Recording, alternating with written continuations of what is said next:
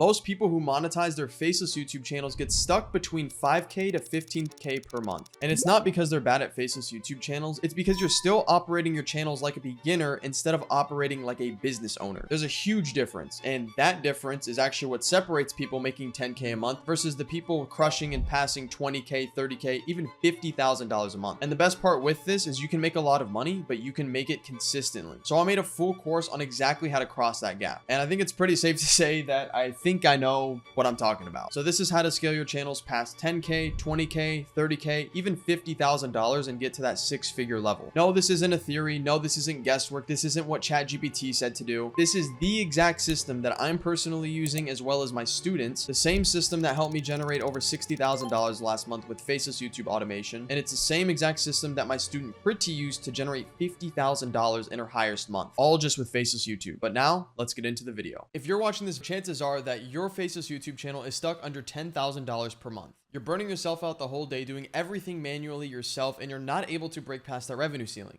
So I'm going to show you guys how you can not only break past that revenue ceiling, but also scale to 20K, 50K, even $100,000 per month. For those who don't know me, my name is Chris, and I've been running Faceless YouTube automation channels for almost a decade now, and I have a portfolio of channels that have made me $60,000 just in the last month alone. So now let's get into the video. And just for full transparency, I have a channel here that made $331,000. I'll even refresh it, and I'm even going to go a step further than everyone else does. We're going to go to settings. We're going to change the currency to Uganda shilling. It's going to change to whatever the heck that is. We're going to go back to USD, which is US dollar. And as you can see, it changes and it stays the same. And yes, I have tons of other videos and even tons of other channels just like this. Here's a singular video that got 2.1 billion views and generated almost $8,000. Another video that made $9,000 and is still getting pushed out. And finally, one of my biggest YouTube videos ever, 3.4 million views long form and generated $20,000. So now that we got that out of the way, the first thing that I'm going to go over with you throughout this entire video, and something that you honestly need to take notes with. If you take notes, this shows you that one, you're more serious, and two, you're actually more likely to learn. So number one is niche. Now, the biggest thing when creating a channel is obviously picking the right niche, because even if you make A+ and almost perfect type of videos, if you're in the wrong niche and one, there's either not a big enough audience for it, or two, there's either no audience for it at all, then it doesn't matter how good your videos are because nobody's going to want to watch them. So picking the niche and making sure you actually apply the right niche to your correct channel is actually one of the biggest mistakes that a lot of people make, especially if you're not able to hit $10,000 a month. First thing when checking for a niche is you want to make sure that the niche is scalable. And if you're asking, how do we know if it's scalable? Well, it's these different key points right here. Number one is you want to make sure that there are bigger and other channels making more money than you. There should be big channels. There should be small channels. There should be all types of different sizes of channels making money, and they all should be able to get views. If you notice that you're in a certain type of niche and there's only small channels getting views or there's only big channels getting views, that is not something you want to see. Why? Because you yourself are coming into it with a brand new channel and a brand new niche, and you're not actually going to have any subscribers or returning or loyal type of audience. So for example, if we were taking a look at my old Fortnite channel, and let's say for some reason that there were only big people and big creators above 100,000 subscribers getting views, which isn't the case, but for example, then this is something that I would not want to get into, because the entire reasoning of a niche is you want to make sure that the audience appeals to both big and small channels. That way when you come in with a brand new channel, you're also able to have that same opportunity and also have outliers and viral videos. And on the opposite end of that, you also want to make sure that the niche isn't too small, because if it's only too small and you're targeting the wrong or a very, very specific type of audience, then it's just not scalable. One of the best examples I can give you for this is Roblox and Roblox different minigames, because everybody knows Roblox itself isn't a game. Roblox has different types of minigames. They have Steal a Brain Rot, they have Rivals, they have a bunch of different games that you could play, and inside each of these have a ton of different YouTubers, and some of them only stick to certain games. And for the simple fact that not every single game is as big, like for example, Steal a Brain Rot is one of the biggest games, if not the biggest game in Roblox history, because not every game is going to have the same type of audience and reach. Some different games on Roblox are going to have more views and get more views on YouTube than others, and that's just how it is. So you want to make sure that you're in a good niche. In that example, again, if you're picking a Roblox game, that you want to make sure you're in a good enough game where it has a wide enough audience and there's enough people that are, one, playing it, but two, also searching it actively on YouTube.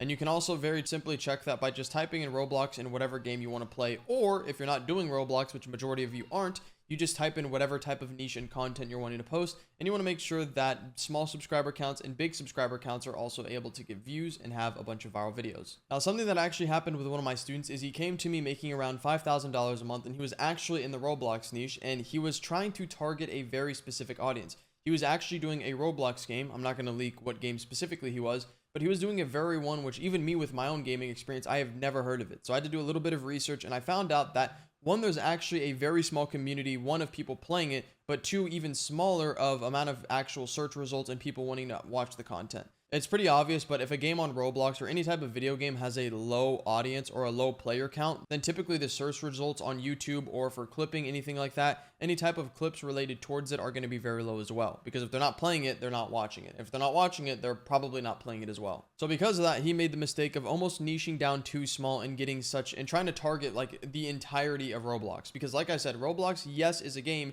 and there's tons of hundreds of millions of people that play it, but the same people that play Steal a Brain Rot and the same people that play Rivals are two different types. The audience is different. Typically, it's a little bit older people that play Roblox Rivals versus Steal a Brain Rot. It's very 4, 5, 6-year-old, and it's very like brain rot, obviously. The simple fix to this is if the niche is not scalable and you notice any of these things are wrong in the type of content or your niche that you're uploading, the simple way in fixing it is you want to open a new channel, and if it is scalable, then you need to scale that more. You want to go with a niche that's scalable. Again, something that I literally just did right in front of you is looking up Roblox Steal a Brain Rot, and I can see all these different types of examples. I'll even do POV your life as.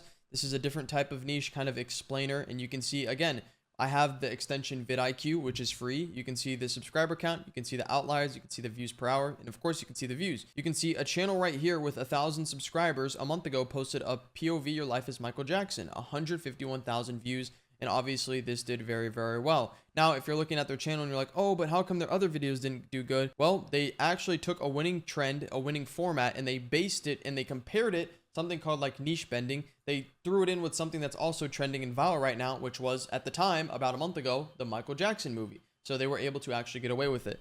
Now, something that just popped up right here too is POV your life as the child of an OF mom, which is crazy because, again, they took a winning format, they took a proof of concept. You can see the style is still the same. They have the white background, they have these cartoon type characters, and you can see it's a very new channel as well with 7,000 subscribers, 35 videos. And if we filter most popular, they have been doing this YouTube channel for years, but this was the first time they were able to actually break over 100K and even 500K. So this is literally proof of concept, and I did this right in front of your face. It's very easy to find these niches. You just have to take the time to do it. So for number 2, hiring is just as important, if not more important, than the actual niche. Because at the end of the day, these are the freelancers that are going to create the content, sourcing, and doing everything to fully automate the channel for you. So to dumb it down, if you don't have a good team, your channels and your videos won't do good and you will not make money. So hiring is super crucial. So you need to change the way you are thinking. And what I mean by that is a lot of you are coming into this approach as you want to automate and you want to hire a team and get your channel up and running as fast as possible. While that is good to move fast and move with speed and intention, you do not want to hire the wrong people, because they're hiring the wrong people. One, you're wasting time, you're wasting money spending it on the wrong people, but most importantly, you get nothing done and you're just wasting everything and wasting your most valuable resource,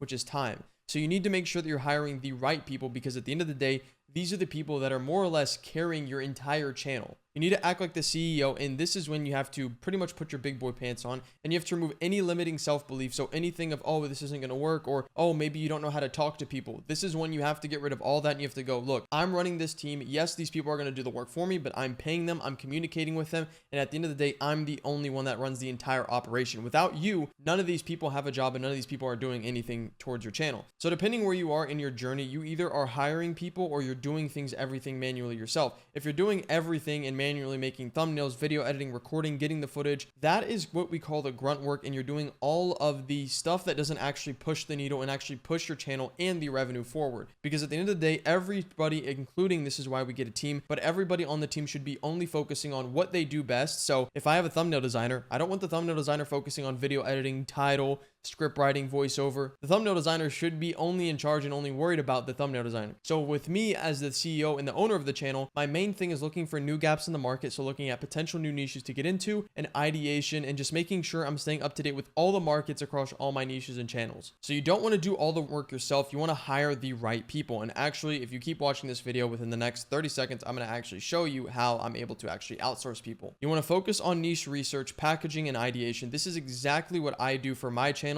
Again, if you're maybe better with editing, sure, you could take on the task of editing, but just know the second you actually want to stop doing this, and again, it's called YouTube automation for a reason, You're supposed to be able to travel, have freedom, kind of build your own schedule, right? You don't want to be tied down to having to edit 3, 4, 5 hours every single day. That's not scalable. I only do scalable channels as you are as well, because now we're trying to make 5K, 10K, even 50K a month with this. And you need scalability to make that happen. You want to stop editing videos yourself and making thumbnails for 10 hours a day. And now, like I just told you, I'm going to show you my process of hiring. And again, like I've used before, and like I've mentioned, I'm using the freelancer website called upwork.com. You can make a free account. That's why I'm showing this in this video, because you don't have to pay. You don't have to do anything else. Make a free account, and then this is exactly what your screen's going to look like. If you go to the top right, my face cam's covering a little bit, but right here, there's a search engine, and you want to make sure the word next to that is actually saying talent. Once it says talent, for example, I'm going to be looking for a body cam video editor. If I just hit search right here, it's going to load, and you can see, boom, just like this, we get a bunch of different freelancers. Now, I know you're asking yourself, well, what's the hiring process? What do you actually do? That is what I'm going to go over with you right now. And quickly before I do that, just to be 100% transparent, I'll even show you a tweet that I have from January 19th on my actual real Twitter, so you can find this. I only look for experienced people and people that have proof of concept and are proven in the exact position that I'm looking for. So right here, I made a tweet looking for YouTube strategist / ideationist for a kids channel. You must have previous experience with similar channels,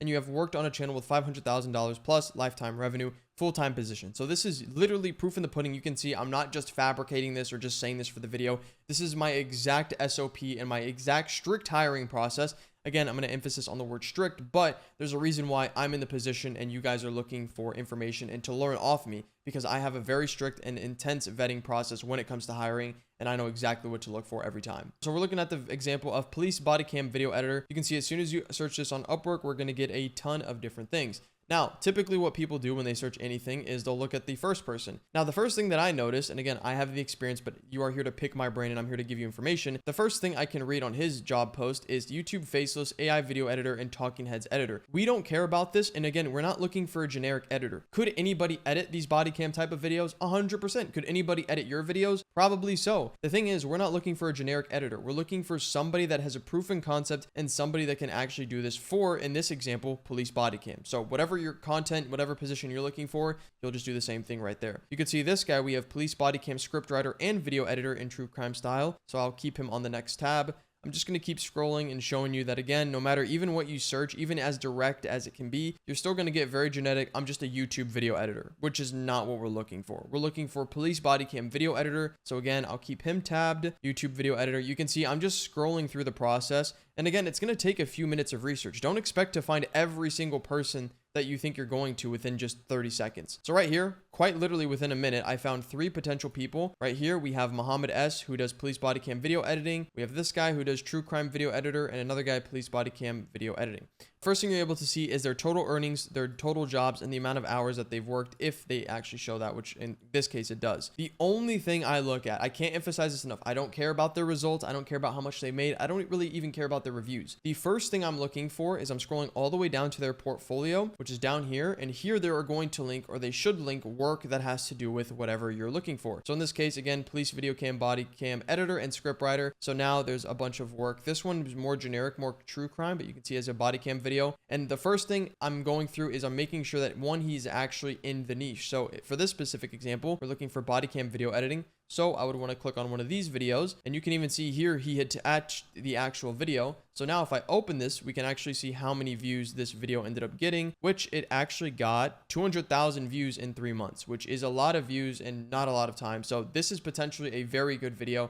And this is somebody that I would actually consider working for one of my channels, especially body cam. So what I would do now that we know that this video is actually really good, and this is one of the videos, one of the many that he linked on his portfolio, I would read the actual role in the description of this. Because again, for whatever reason, if you're looking at, say, this guy, he does script writing and video editing. And so you don't want to make the mistake of his role potentially being the script writer, and you're like, oh, he did the video editing, when in reality, he did the script writing. So in this case, he was just the video editor, which makes sense. And then he did the project description. He edited a high retention body cam video for editing, or for YouTube, using real police footage. And then you can see what he did in his actual description based off the work that he did there. So all you're doing is basically going through their portfolio. Again, whatever position, whether it's thumbnail, script writing, voiceover, editor, it doesn't matter. The only thing that matters is that you do the due diligence, you go through their portfolio. Again, once you see their portfolio and you see that things are good, of course you can go through their work history and you could take a look at the reviews. Again, reviews don't fully matter. You just want to make sure that there's no one like leaving 1 star, or that there's not a lot of people leaving 1 star, because at the end of the day, nobody's perfect. No one's gonna have 100% 5-star ratings. You could see these guys all have 5-star ratings here.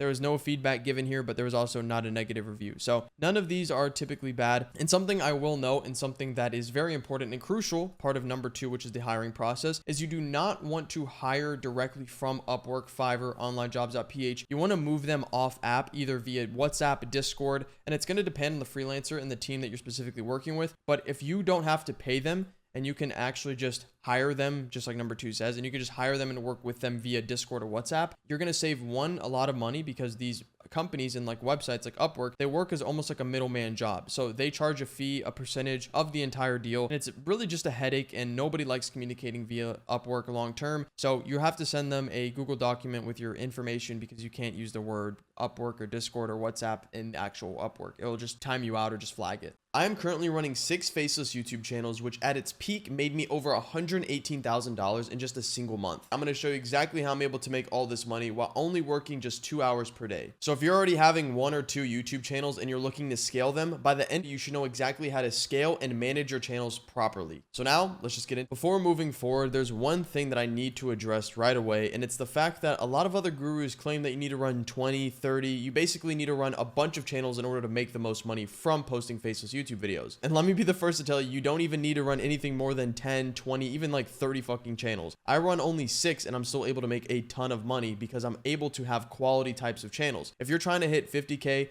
100K a month, or even something where it's like 5 to 10K a month, you don't need to maximize and try and make as many channels as possible. You need actual quality channels. Quality over quantity in these channels is very key. You need to make sure that you're in a good niche and that your audience is a high RPM audience. That way you need less amount of views in order to make your 5 to 10K, even 20K plus per month revenue goal. And if you're going to listen to the other gurus tell you that you need 20 to 30 other channels, well, the entire reason we do this business model is you have location freedom, you have time freedom. And if you're running 20, 30, even more than that channels at a time, that's basically working a 9-to-5 job, except it's 24/7. You're going to be managing and having a whole bunch of headaches with just all the problems that come with running Faceless YouTube channels. So again, you don't need 30 channels. You only need about 3 to 4 quality channels. And these 3 to 4 channels can, again, take you to 10K a month, 20K a month, 50K a month. Even like me, I have 6 channels right now making over $60,000 a month consistently. So you don't need a ton of channels in order to make money. Now, moving on from that, the number one question I get asked on my Instagram, YouTube comments every single time is, Chris, how do you operate these channels? How are you even able to run 2, 3, 4, 5, or 6 channels at a time? How do you do that? Doesn't it take a lot of time? How do you manage it? Well, I'm going to go over that with you right now. So again, if you're taking notes, this is the perfect time to actually write stuff down. How do I operate and run multiple channels at once? Well, the realistic answer is I don't. I have systems in place and I have a workflow and SOPs and freelancers and teams doing the processes for me. Now, just because YouTube automation, it has automation in the business model name, doesn't mean that I just sit back, kick back, and I just reap the rewards and make all the money. Of course, there's still work that you have to do. It is a business model, and it does take me as the CEO and the owner to actually go through, manage people, make sure that they're doing the tasks on time, and also focus on my main goal, which on all the channels, it's ideation and seeing different niches and seeing if there's a gap that we can get into and get into a new niche on a new channel. So how do I operate? Again, I don't technically operate anything. My system does. I have workflows in place. I have everything managed. Think of a restaurant. You never see the owner. You never know who the CEO is. You just see the workers. You're familiar with them. You see the drive-through person. You see the person taking the orders at the front desk. That's all you see. You don't actually know who owns that certain location for the restaurant.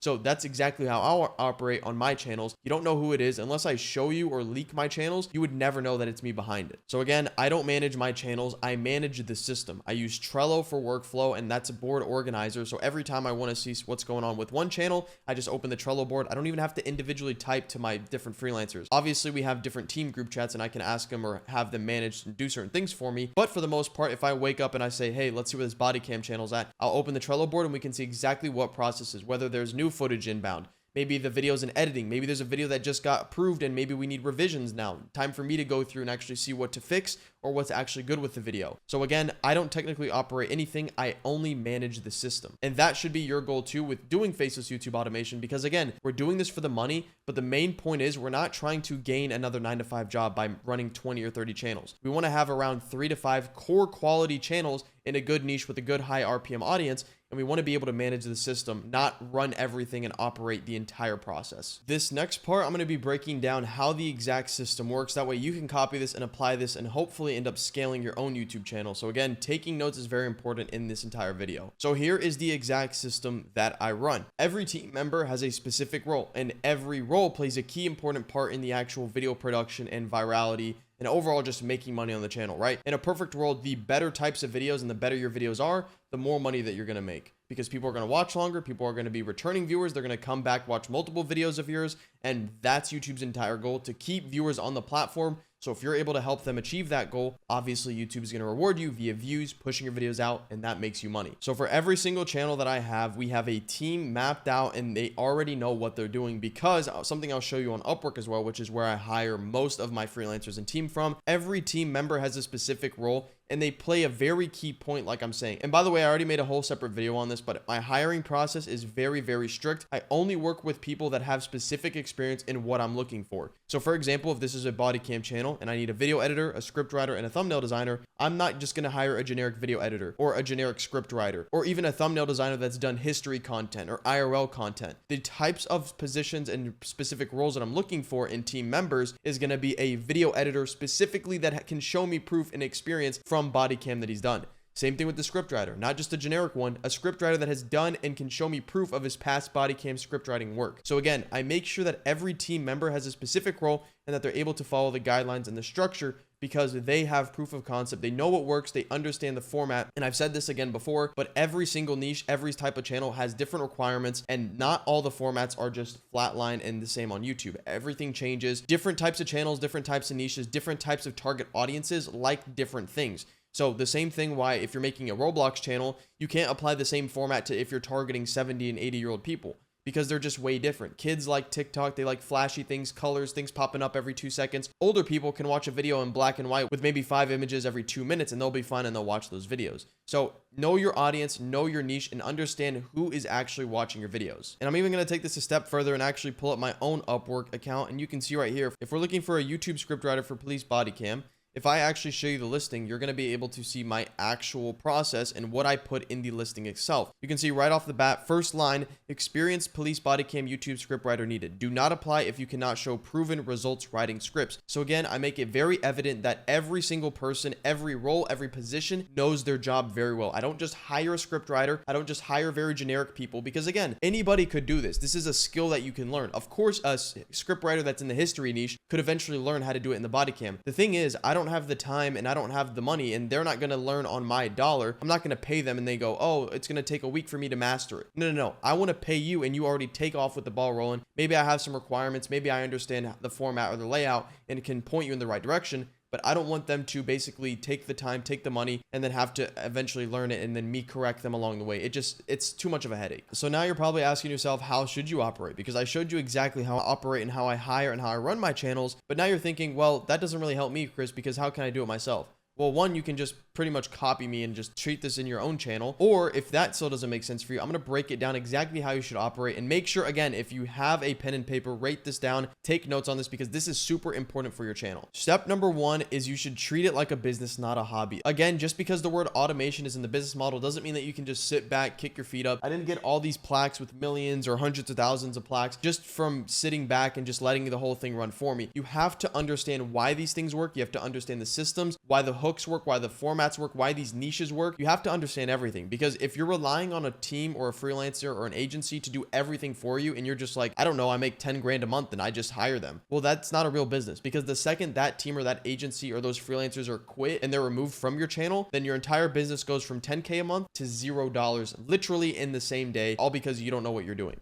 So Before thinking and opening a second channel, you need to document your first channel. This is very important, and this is the same thing that I do with my specific teams. I call them SOPs, and I have a workflow for it. You need to document everything, because whenever you go to hire somebody or you go to scale, your next hire is someone who can follow that document. So for example, for body cam, if I show them how to create the channel, the proper way to warm it up, how to do niche research, maybe even some ideation, how to just find different channels in the niche so they can do the channel warm up for me, I show them, I record a video, I do a step-by-step process, I document it as a script in different requirements, A to Z, 1 through 10 listings with bullet points of how to do it in the exact order that they need to follow. That way they can fully do it for me. I just pay them $50 a month and they're able to follow my exact process and just watch a video of me literally doing it and then them just copying it, doing it. That way I don't have to spend the time or really worry about like the anxiety of doing it myself. It's too much stress. Once you do that, now you're able to launch the channel with the same system, the same SOP, the same structure, and the same Trello board, just a different niche. Again, right now, if I wanted to launch 5 different body cam channels, I would just hire a VA, which is a virtual assistant, to help me with the channel warm-ups, creating the channel, coming up with the names, doing all the boring grunt work that technically doesn't even matter. And I would actually focus on ideation, getting the footage, hiring the actual team to actually push the needle forward and actually scale these to, one, getting monetized, and then worrying about the first 5K a month,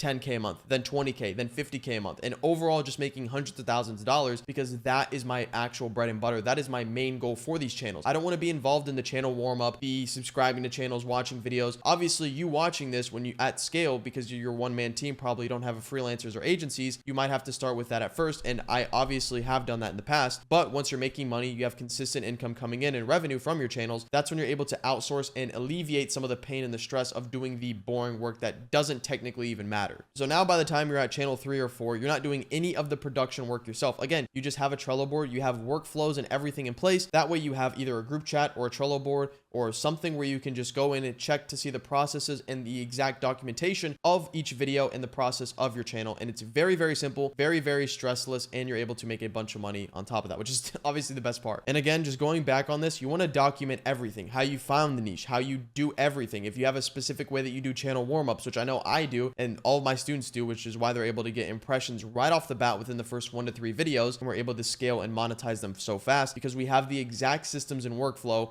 And that's every single thing that I do. Same thing where if you work with me one-on-one, I have different modules showing you step-by-step what to do. Whether you have a ton of experience or whether you're brand new to YouTube, you're able to literally just fly copy it, understand. I break everything down even way more in detail than I do in these YouTube videos. And that's why my students are successful, because they're able to just pretty much copy paste what works with me. They're able to just copy paste what I do with my own channels in their own form and in their own niche. And they're able to also understand, because again, copying and pasting doesn't work if you don't understand anything. And another thing that I don't see anybody else in the YouTube automation space talking about is how much you should pay your team. Now, I'm going to talk about freelancers and the different positions. So if we're taking a look at my Upwork here, you can see that I have a virtual assistant, scriptwriter, thumbnail designer, and a strategist for these job postings. If I was to hire a VA, which is a virtual assistant, you can pay them anywhere from $50 to $150 a month, and they will do a bunch of the boring tasks for you. So channel warm up, creating the channels, finding potential niches, just all the stuff that takes time, but that doesn't actually push the channel forward. That's what the VA would be in charge for. And that's exactly what I have a VA for myself. Next, for scriptwriter, a scriptwriter typically costs anywhere from $5 to $15. It depends on the niche. It depends on how many words that they're actually doing.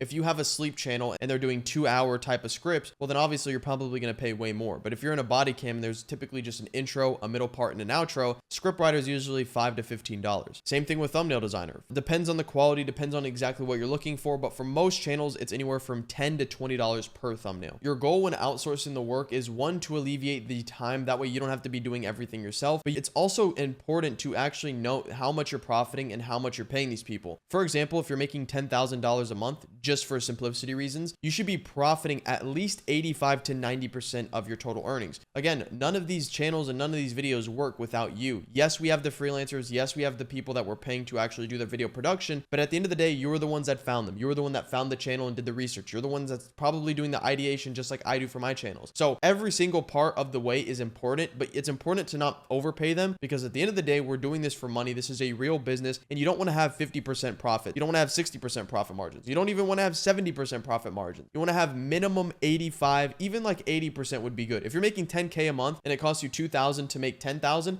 that's $8,000 profit. That's still very, very good. But anything really below 80% is where it gets very, very tricky. And obviously when your channel is just brand new and you're starting it out and you're not monetized, you're technically at a loss. But I don't like to look at it that way. It's an investment. And the good news is, if I'm not a tax expert or anything, but if you have a business, you're able to use all expenses as a write-off. So technically you have to spend the money anyways to make the money, which is how that whole thing works. Again, I'm not an expert, but this is just some tips and advice. Moving on to the biggest mistakes that even myself, when I was starting a few years back, I was making these same things. And this is honestly the biggest thing that was keeping me from scaling my channels. And the biggest thing is launching channel 2 before number 1 is systemized. Again, you want to have every single thing documented. You want to have the workflow, the SOPs. You want to have everything fully automated for you on channel 1, and you want to get it to making 5K, maybe even 10K a month before you start channel 2. A lot of people scale too fast. They see a little bit of momentum. They'll see a video that goes from 10K to 50K overnight views, and they'll start to, oh, I need to make channel number 2. Oh, I'm going to miss out on so much money. But now they're doing double the work and they're not leveraging their actual money printing machine, which is channel 1. So they end up doing double the work, double the effort, but they're not getting double the return or even more. They're actually putting their energy and diversing it into different channels, and that's not good. And even channel 1 is going to suffer because you're going to make way less money, because now your focus is from channel 1 and channel 2, and now you're having to hire and do everything like that, and it's a whole headache. So make sure you're focusing on your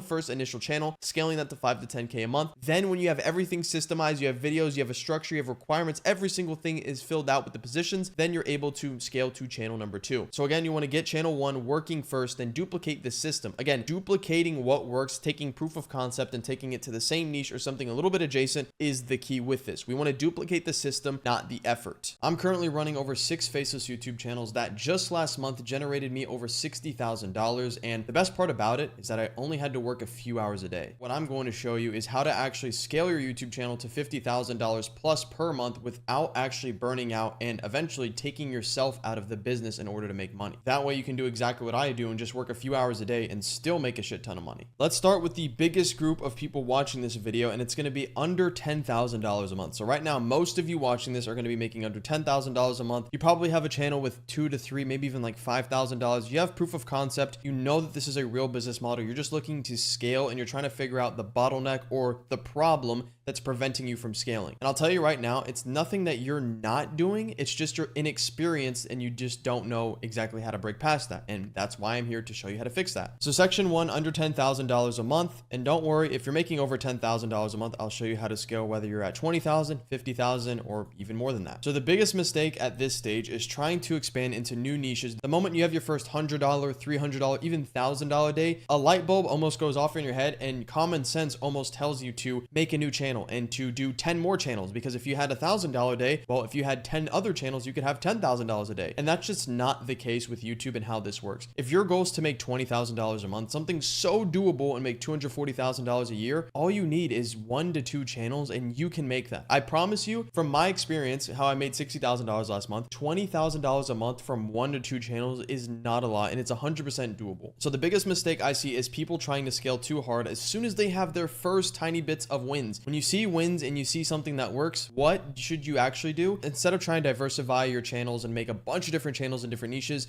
if you have proof of concept in one niche, for example, if we're looking at this channel, World War II Channels, they upload World War II stories, and you can see if we filter to oldest, they have videos that have been going pretty viral consistently, over 100,000 views for almost a year now. And what they did, instead of switching to it, you know, they could have had Roblox channels, they could have had horror channels, they could have had any type of channel. If you go to latest now, they actually collab post all of their other channels, and instead of one avenue of revenue, they now have military loadout, World War II stories, World War II memoirs, and these channels each are pulling in millions and millions of views. Their main channel here, World War II Channels, has 33 million views, I think it was. Yep, 33 million views. This second one has 2.2, 1.6, and 2.4. So they absolutely are making a killing off these channels, and you wouldn't even know that it's owned by the same person. However, I know, because obviously I'm in the space, I know who it is, And also they're collab posting, which means they're not going to collab post a channel that isn't theirs. So they took this initial channel that was making a bunch of money, and rather than again going and steering off into different channels, they actually just made and doubled down on what's already working for their niche and channels. Another huge important thing to know is when you have a YouTube channel, if you did the right research, you did your due diligence, if you're already making a few $1,000s, and the only reason you got into this niche is probably because you saw similar channels getting multi-million views, 100,000 views, whatever it is, you know that there's scalability, well then you know that your channel can hit $10,000 or even $20,000 a month with no problem. Problem isn't hitting that. The problem is you just don't know how to actually get there. You don't understand what you're doing wrong or what you're missing out and not implementing. And so a lot of it honestly is the fact that you're putting your efforts and you're trying to speed and rush the process up. I remember when I had my first $5,000 month, I instantly wanted to get to 10, 20, even $50,000. And in my head, just like everyone else watching this video probably, everyone is just thinking, oh, I should just make more channels, I should just duplicate, I should just go, hire more people, spend more money. And that couldn't be further from the truth. When you look at all the richest people in the world, they're known for maybe one or two companies, one or two businesses that they started or founded. They're not known for 1, 2, 3, 4, 5 different businesses, right? Now they may invest in it now that they got into their level that they're at, but they started off with one or two crazy big companies, scaled those, and of course now that they have the capital, they can do whatever the fuck they want now. Same thing applies to YouTube. Stick to what works. If it works, double down until it doesn't work, and you're just gonna basically milk it. And so second thing is, before you even add a second channel, you want to look at what you're already doing. Again, look at World War II Tales. They could have pivoted and made a different channel in any type of niche, but they stayed and stuck to what they already know best. And to simply put it, you basically want to look at what's already doing. Let's say, for example, you're at $5,000 a month, you're trying to scale to $10,000. Well, something that helped me in my experience, and even some of my students one-on-one, is if you're uploading 3 times a week, instead of trying to go from 5K to 10K by making different channels, why don't you just double your output, right? Realistically speaking, if you just doubled your output, you would go from 3 videos a week to 6. And if you're already at 5K a month, well, then you would probably hit 10K or very near to it. So you just really need to ask yourself, if you uploaded more content, if you posted more on the channel that you already have that's monetized and you have proof of concept and you probably have already an established audience, could you hit your goal? And again, even if you don't hit it directly, even if you don't go from 5K to 10K, you'd probably land around 8K, even close to 10K. So see if you can upload more videos. Now, for some of you, you have high editing, you have a little bit longer turnaround times for your videos. In that case, there's not a whole lot you can do. This is where you need to sit and analyze and actually see how we can fix your channel and scale it properly. And right here, my next step is going to be a very important one, which is team structure.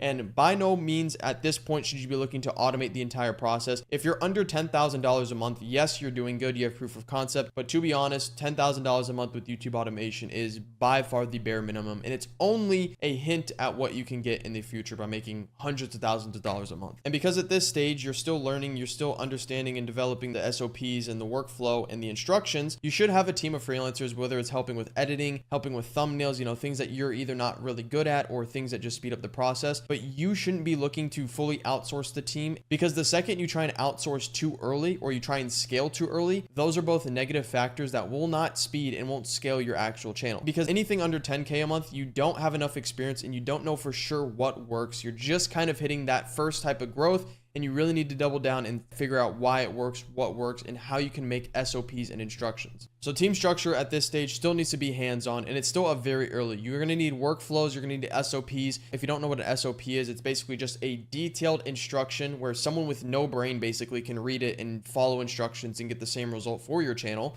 And you need to lock that in before even think about stepping back. Like for me, if I wanted to take my phone and go to the pool or travel across the world, I could do that, because as long as I have access to the internet, I don't need to be physically sitting at my desk because I have a team outsourced. Now, of course, for channels that are a little bit smaller or that need help, I'm the one doing more of the ideation, figuring out how we can fix the SOPs, the workflow, establishing and just really systemizing the thing. Because the difference from faceless channels and faced personality based and like personal brand channels is scalability. When you look at FaZe Rug, Jake Paul, Logan Paul, of course they're all rich, but they're also only the 0.0001% of personality-based channels, where there's faceless channels where you can have somebody, one single person, owning 100 different channels if they really wanted to. It's all just becomes down to system, workflows, and the amount of teams and the amount of freelancers that you have. So for the team structure, you should hire your editor, thumbnail designer, you know, the basic freelancers, but you don't want to hire a channel manager to do the entire work for you because, again, it's just not going to help. Section 2, now you're making over $10,000 a month. So now you've already passed $10,000 a month and you're probably running multiple channels, and this is where the game changes forever. This is where it gets fun. At $15,000 plus a month, you've proven that the model works. You know that this is something that you want to do, and now you want to go balls to the wall. You want to try and get to $50,000 a month because that's the next big milestone. First thing to note is every hire from here should be intentional. When you go to hire teams, freelancers, agencies, you need to hire someone that has personal experience in your niche, in your channel, and they can send you direct examples. What ends up usually happening is people don't know how to hire properly. They don't know how to vet them. They don't know how to interview them, what to look for, what questions to ask. And then their channel goes from making 10 to 15K a month to the very next month, quite literally dropping 50% because they made a very bad hire. And making bad hires isn't just negative because you spent money. It's now that their work sets the standard for your channel when new viewers go to see your channel. So if you have a very bad video, well, then now people have a bad taste. They're probably not going to want to come back if it was a bad video. So making sure that you have every hire intentional and that every single person has proof of concept with your exact proven niche, that's going to be the key thing in differentiating a bad freelancer or a bad agency to a good agency and a good freelancer team that you want to work with and you actually want to hire. At 15K, aiming for 50K a month, everything changes completely because now every single role, whether it's scriptwriter, thumbnail designer, video editor, voiceover, it doesn't matter. Every role plays a bigger part in your overall channel. So it's no longer you, it's now your freelancers and your agencies, and they need to take this seriously. This isn't just another job for them. This isn't just another opportunity. This is something where they could potentially make a bunch of money, because if you end up making $100,000 a month, why would you not pay them 1 to 2K a month? And in third world countries where these freelancers work, that's a lot of money. They're going to be moving like the president out there. So don't hire an editor who says he can just do the job. You need to hire someone that can show you proof, can show you testimonials, results, big clients that they've worked with, outlier videos, viral videos. You want to see as much proof of concept as possible. And that's how you know you can actually make the right hire. And the cool thing is when you make the right hire and you find the right freelancer teams, these people can be used across 2 to 3 channels. So for your channels, you don't need to hire a new person for every single position. It's really only when they're maxed out and they're now full-time on your channel working with you alone. And like I said, they can typically work for 2 to 3 channels at once. Now, the next hire that you actually want to start focusing on, potentially looking at, is a content manager. This is going to be the one that's the key differentiator from 15K to 30K to 50K. This is when you start getting into those bigger numbers, and we're closing in on $500,000 a year, which is a serious business. Basically, someone managing other big channels and seeing what exactly your bottleneck is. For example, if you're posting 2 videos a week and you can't scale that output by posting more because your turnaround time is a lot and you're already spending a lot of money, well, we can't just technically output and post more because you can't. So we need to look for someone who runs the day-to-day production, so that way you're not chasing the deliverables and you don't have to run every single process by yourself. You yourself, and the way that I run my channels is I'm basically the CEO. I manage everything. I talk to the freelancers if they need from me, and I always am looking for new talent. New talent and hiring new people constantly is genuinely the best thing that you can do for your business,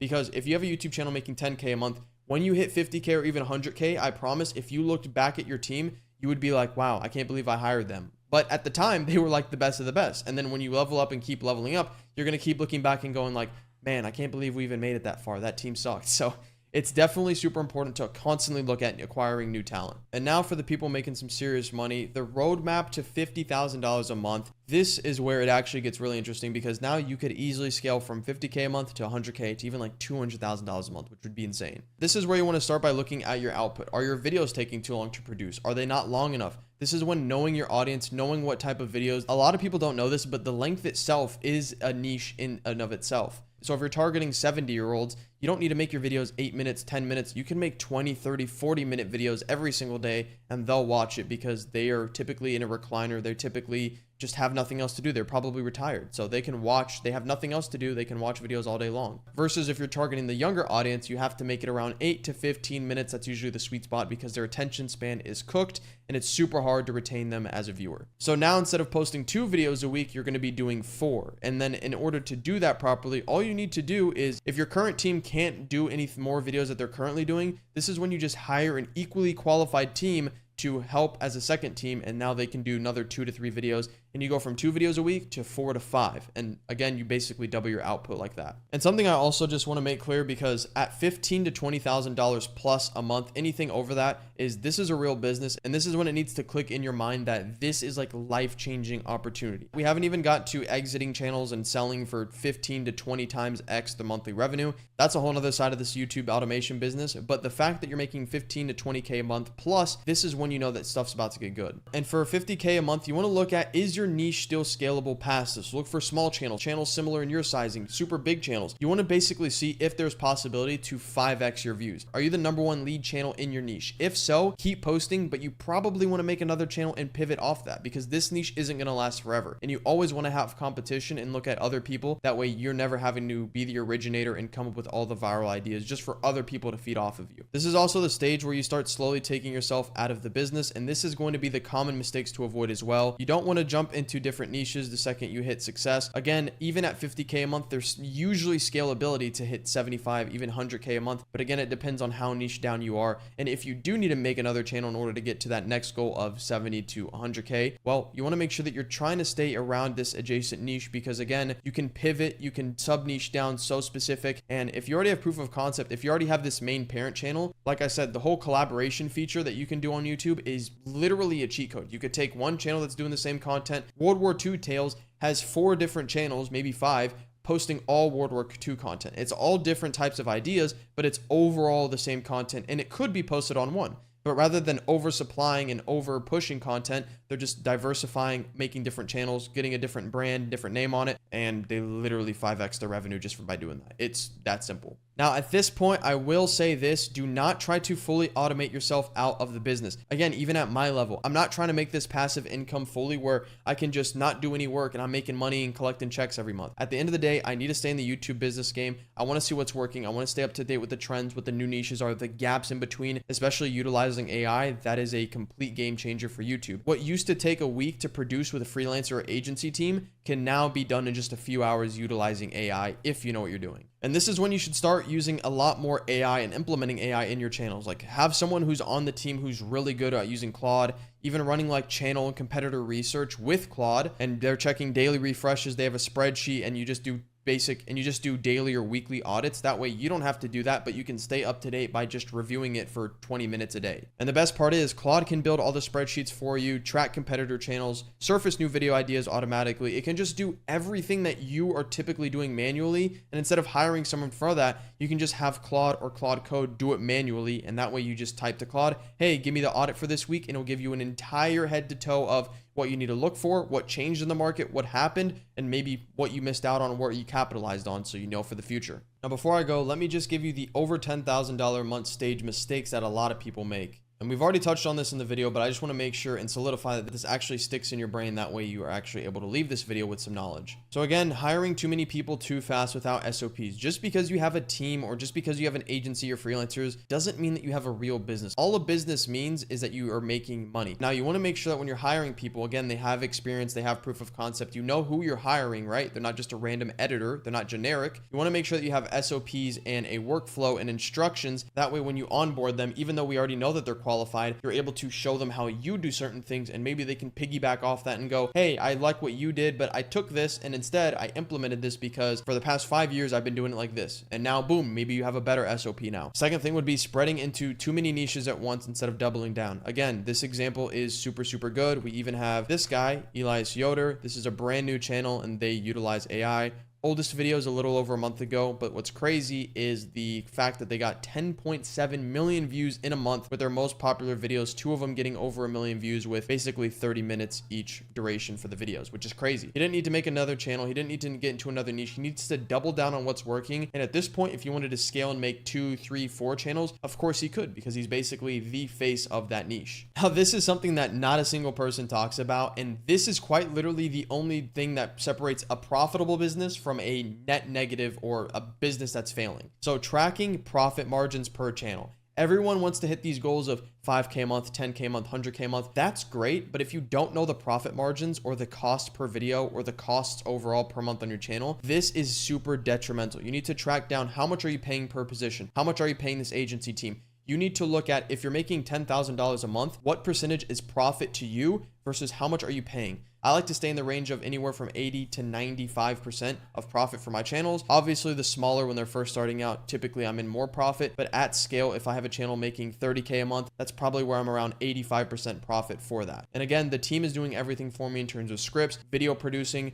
content management, looking at ideas for me. Even though I do that on myself, I still like to hire and just have as many eyeballs as possible. One, because I can afford it because I'm making money. So of course, why not? The more the merrier. And I have more channels. And this last part, which a lot of people have no idea how this works. And again, it's because YouTube is a real business. Of course, we're trying to make money. Of course, we want to stay faceless and anonymous, and that's kind of the whole thing with it. But this is a real business. And because of that, a big mistake for people making over $10,000 a month, you're probably profiting around the 80% or 90% profit margin. You're making multiple $100,000 a month. You're pretty much doing and buying and living however you want. Now, it's super important that you're not underpaying key roles like editor, content managers, or even like script writers, right? They're kind of the make and break in the actual structure of your videos and channel. So you want to make sure that you're not just trying to save money and cheap out on these positions, because at the end of the day, if these people were to quit or they were to leave you, you would probably be like, oh shit, I should have just paid them the extra $100, $200 a month, and it would have been fine. So don't cheap out on the key roles. Make sure you're taking care of your team. You're paying them on time. You're giving them bonuses as well for performing videos or performing months. Keeping a solid relationship with all of your freelancers or all of your teams, whether you work with them forever or just a little bit, is always good. For the longest period of time, I was stuck making under $15,000 a month with my Faceless YouTube channel. I was burning myself out doing everything manually, and I couldn't break past that 15,000 ceiling. I didn't know at all what I was doing wrong, but after a few months, I realized that working harder isn't actually going to make me rich. I need to hire quality people and build a scalable system that runs without me being the main bottleneck in the business. After that, it was like magic, because the very next month, I hit my highest month of $118,000 in a single month with Faceless YouTube videos. I'm going to show you guys exactly how I hire and train my teams, so that way you can copy this system and you can scale it and run your own channels past $10,000, $20,000, or even $50,000 a month if you really wanted to. And I'm not just randomly yapping. This is the exact system that not only I use, but dozens of my students use as well. And one of them, whose name is Priti, ended up making $50,000 in a single month with Faceless YouTube content. So yeah, it actually works. And before we actually fully get into the video, it's very important that you take notes and you fully pay attention to this, because the biggest difference that I've seen from students that join and have a slower start and a slower growth to monetization versus the students that actually take off right away and make a bunch of money super fast in the long term, the only difference between those two types of students is people take notes, and the actual action takers that implement things that I teach them right away, they pay attention and they actually act on it. So make sure you do the same. So I'm going to do a breakdown at different revenue levels. Here is what your team should look like. And we're going to be going from step 1, step 2, and step 3. So no matter where you are in your YouTube journey, whether you're just starting off or you're looking to scale your existing channel, this video is going to be valuable for you. So step number 1, if your channel's around $3,000 to $10,000 a month, you're probably running everything yourself. And I'm not just guessing, I'm saying you're probably doing it because this is the exact same spot that I was in when I made these steps. So this is all personalized on my experience. Instead, what you need to be doing, instead of running as a lone soldier, you need to be hiring people that buys back your time. And that way, a key word that I love to use is leverage. Leveraging your time and leveraging what you're actually good at in YouTube automation is by far the best thing that I've ever done. So you want to make sure that you're not doing all the grunt work like editing, thumbnails, scripting, all that stuff that doesn't require you personally to do the work. Then you can just outsource and hire somebody, and it would save you a bunch of time and overall just make more money, because when you outsource and you have teams, you're able to increase your output. You're able to go from 2 videos a week to 4 videos just like that. If you're already making $3,000 to $10,000 a month, really the next goal would be $10,000 to $20,000 a month, but not even just making that money. It's doing it consistently and predictably, right? You don't want to make $10,000 a month and the very next month you go to 5K, and then the next month it goes back to 7. You want to be in a range and have consistent, predictable income, because that's quite literally the only way you're able to have this as a full-time thing. So if you're stuck in the revenue level of anywhere between $3,000 to $10,000 a month, you need to start looking at different job hiring platforms. For example, I have onlinejobs.ph, where I have a ton of different job posts, and I've used this all throughout the years. Now, the thing with online jobs for beginners, you have to pay to use it. It's around $60 initially, or $60 per month to actually message and talk to the freelancers. So that's why I always usually just recommend Upwork for starting out. You can see I have tons of different job posts, and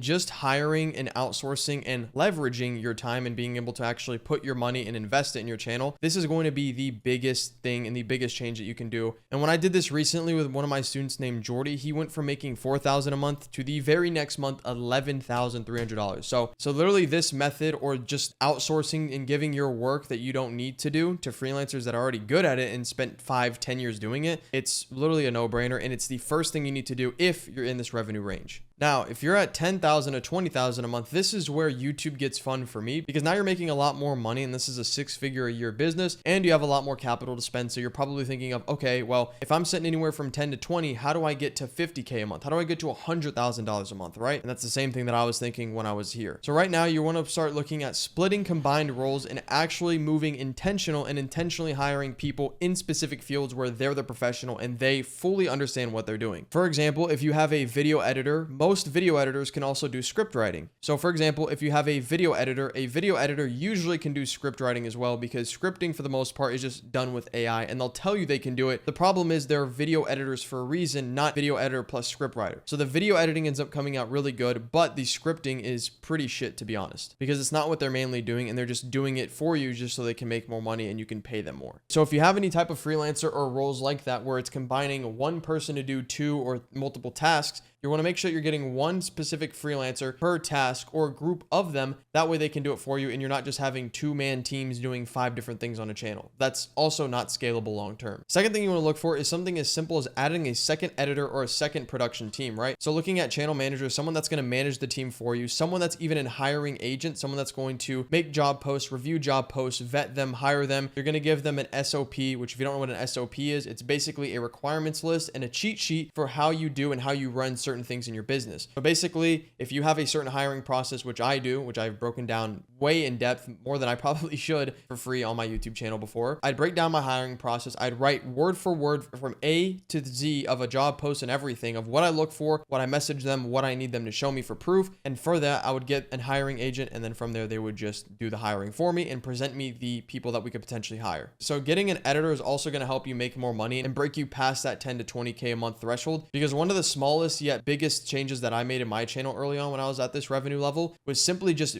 outputting more videos, right? Putting 2 to 3 to 4 times more videos. I went from doing every other day to just doing daily, so 15 times a month to 30 videos a month, all long form, and it literally tripled my revenue, because now I'm getting more unique viewers, I'm getting returning viewers, I'm posting more content, and on top of that, if you have second channels, collaboration channels, compilation channels, anything like that, you can also transfer your viewership into those, and you can have a compilation channel, a movie channel, anything where it's the same type of content. Now you're just putting it on a different channel for another type of audience to watch, and you're making so much money. I'm telling you, this is what I did when I was stuck at this 10 to 20K. And luckily, if you're at this 10 to 20K range, it's pretty easy to stuck to. I see most people get stuck under 10K, but 10 to 20 is a pretty easy breakthrough. And then getting past 30 to 40, even 50, now that's the next challenge. You also can look for VAs for operational stuff like uploads, doing the channel warm-ups, and tracking, right? This is a real business. This isn't just running a Faceless YouTube channel. If you intend to just make 10 to 20K a month, even 5, 10K, that's totally fine, and that's totally doable long term. But if you're wanting to make anything over 20K, make 50K, 100K, even $1 million a year from this, then you need to make sure that you're operating like a business owner and actually tracking everything, having an operational VA that's doing things for you. And again, we really just want to take you doing the manual things yourself. So like channel research, competitor analysis, seeing what's working, what's happening in the market. Of course, you should always stay up to date with what's happening and understanding your niche in your channel, but having somebody that's a designated VA, which is a virtual assistant, to do that for you and just present to you every single day or week, that is going to be the game changer, because you don't have to do it. You pay someone to do it, and then they present you the information and you stay up to date. Now, where things really get fun is step 3, which if you're here, congratulations, because not a lot of people have made it here. And so if you're still watching, congratulations. $20,000 to $30,000 a month. This is where shit gets serious, because you could either make a huge mistake or you could make a lot of money very fast. So make sure to pay attention here as well. The goal for 20 to 30K a month is stepping back and taking yourself fully out of the channel. And that way we have everything systemized. We have a workflow. We either have AI agents or we have virtual assistants doing the things and reporting to you every single day. And you're just staying in the loop and making sure that you're operating and that you're managing everybody accordingly. At this point, you want to definitely look at hiring a content manager or a channel manager that is reviewing the videos, reviewing the scripts, reviewing everything, because at this point we're going to be starting to look at making multiple channels to get you to that 50K or even $100,000 a month plus. And there's no other way to scale unless you have more time availability on your hands, which is where VAs, channel managers, content managers all come into play, because they're going to be the ones doing it for you. And again, that's why SOPs, requirements, cheat sheets, having everything detailed and documented is going to be the game changer in scaling you from 20 to 30 to $50,000 plus a month. Something that I just also hired, I just picked up 2 guys for this. I'm paying them a pretty good amount of money is an AI professional or someone that's just overall has knowledge with AI. Because the thing with AI that's actually unique that not a lot of people are thinking is traditionally with YouTube channels, if you want to find a full-fledged team, you had to find a scriptwriter, video editor, thumbnail designer, right? You had to find every different position. But if you can find a really, really good freelancer that's cracked with AI, they can essentially do the channel research, the channel upload. They can do everything with AI and utilize it because everyone knows you can make thumbnails with AI. You can make videos with AI. So this is the unique thing that no one's talking about. And I haven't seen anyone in the YouTube space mention this, but if you can find somebody that's cracked with AI, they could do the video editing process. They could do everything for you. And that way you don't have to have individually freelance teams or individual freelancers, like one for script writing, one for video editing, one for thumbnails. You could just have one or two cracked people with AI, cracked freelancers, and they will do everything head to toe for you. They can set up automations. They can do workflows. They can do everything organized and it's automated for you, which is something that I'm trying to get more into because having people to do a bunch of the work does cost you a lot more money. So if you could just set up some automations and workflows with AI, this could potentially change your life and could potentially change your revenue ceiling in your channel. And like I said before, hiring a content manager or operations lead to run the day-to-day, they're essentially the manager and the acting as a mini version of you, right? So if you're the owner of the channel, you're the CEO, they're essentially just right under you, right? Second in command. So everything goes through them, the scripts, they're having people go through it, they're having quality check, quality control. They're making sure that everything is systemized and that not one video is going to look different than the other. Everything should have structure and format at this point. Of course, you want to test video ideas. You want to, experiment. You want to always try new things, not just spam only what's working, but you also want to make sure that there's similarities in whatever your most viral and your outlier viewed videos are. You want to make sure that whatever is the core concept of your channel, what's working with the structure and format, you keep doing that until it literally just doesn't work. Now, you probably have a few channels as well at this point. So you want to make sure that you have fully staffed for each channel and that you get someone strong with AI for research and competitor tracking. This is the biggest thing because I use Claude specifically for AI, and there's Claude Code, there's AI agents, there's Base 44. But again, if you just hire one or two freelancers that are cracked with AI, you can of course utilize AI and have AI report to you, but you can hire a freelancer that already has done the learning curve and essentially is teaching you and also setting things up like automations or daily check-ins or analyses or analyzing things for you. That's all done with AI. It's literally a cheat code, and the fact that no one's mentioning it is blowing my mind. And if you're sitting there wondering, watching this video, oh, how do I hire? What do I do? What do I look for? Well, I'm actually going to break down the top 2 websites that I use. I know I touched on this a little bit already, but I'm going to go fully in depth on how to hire, what you should look for, what you should avoid, because again, we're here to make money and we're here to do it as fast as possible. So first thing you can do for this example, I'm going to be using the body cam niche, the body cam channels, which a bunch of you know that I run. You can use X, aka Twitter, to find freelancers and find agencies or just people to do stuff for you on your channels. Now, the downside I'll say with Twitter is when you make job posts, you have to be very specific, because if you put video editor, you'll probably get something like this guy who seems to be a little bit all over the place. Actually, it looks like he does police body cam, but it's very random and it's not professional work and long-term work that you want to actually go with. So you can see like right here, someone made a police body cam documentary post. You can see we have some portfolios and people right here. But ideally what you want to do is you just either want to look up whatever niche, whatever channel you're running for, whether it's video editing, script writing, and you can see there's a bunch of people like this is a Roblox edit. So DM me Roblox editor. This is actually somebody that I follow. And you can see that they post their portfolio or recent videos that they've done for their clients. Now, one thing I'll say, and I need you to write down if you're paying attention and you're actually taking notes, is if you're going to use X, aka Twitter, to hire, it's not really for specific hires. For example, like body cam video editors, if I'm looking for somebody to get the body cam footage for me, it's not really for that. It's usually for broad or very popular niches and channels, such as Roblox, gaming. Anything that's super popular is going to be where you can find that. That is why we still have the best option, in my opinion, especially if you don't want to spend any money,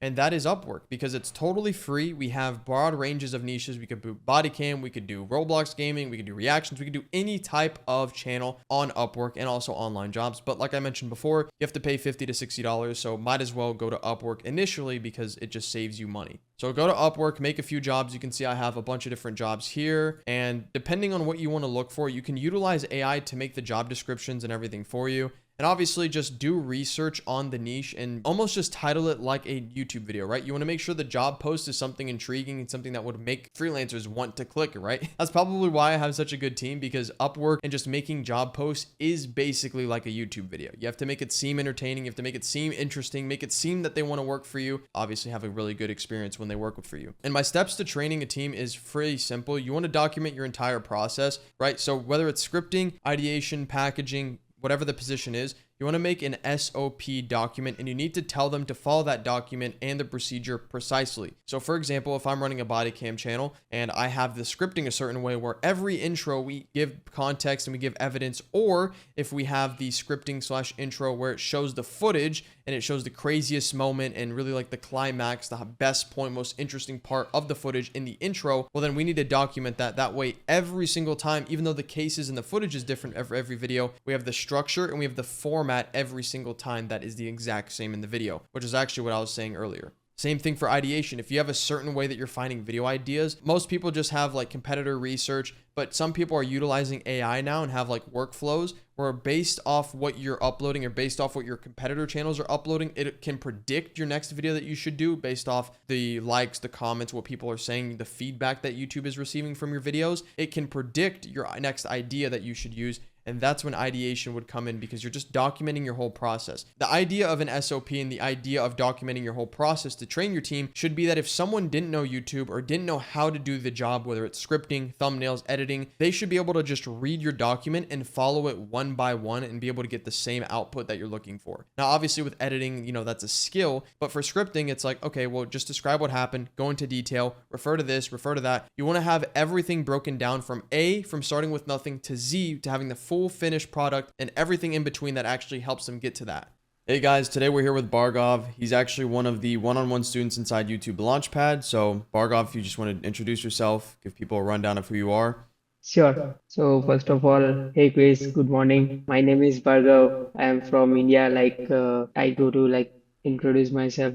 Just like I already done YouTube before taking this mentorship, I just take chance on YouTube, and with the some stuff I just got monetize my channel, and but after that keep posting, but due to inauthentic content and some AI stuff, I just got Yeah. demonetized after that. So real quick, so you had a channel beforehand. You were doing YouTube before. Yes. I think it was the like the fully AI long form, right? Long form Yes. content. Yeah.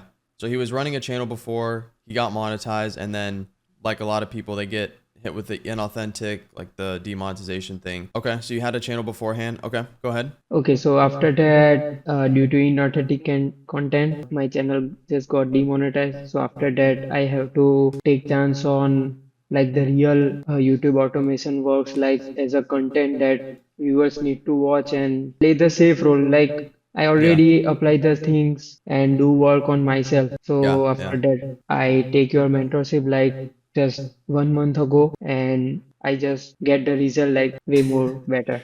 Yeah. So, okay. So you were doing YouTube before, but you weren't really doing like YouTube automation. You were kind of just doing like YouTube, like making the videos. I think you were doing all the videos yourself, right? Like the AI, everything, right? Yes.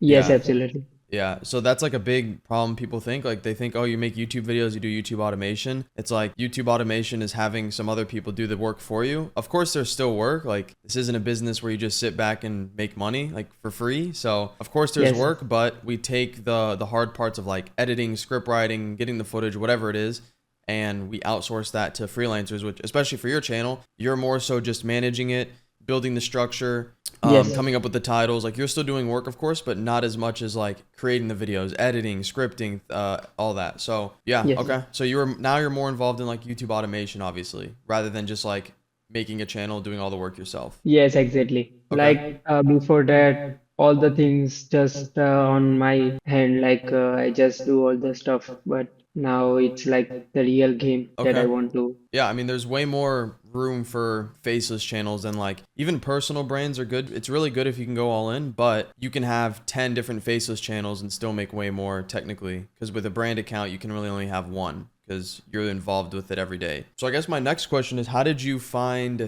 basically like see me for the first time? Was it YouTube, Instagram? So basically, I just first of all see you on YouTube.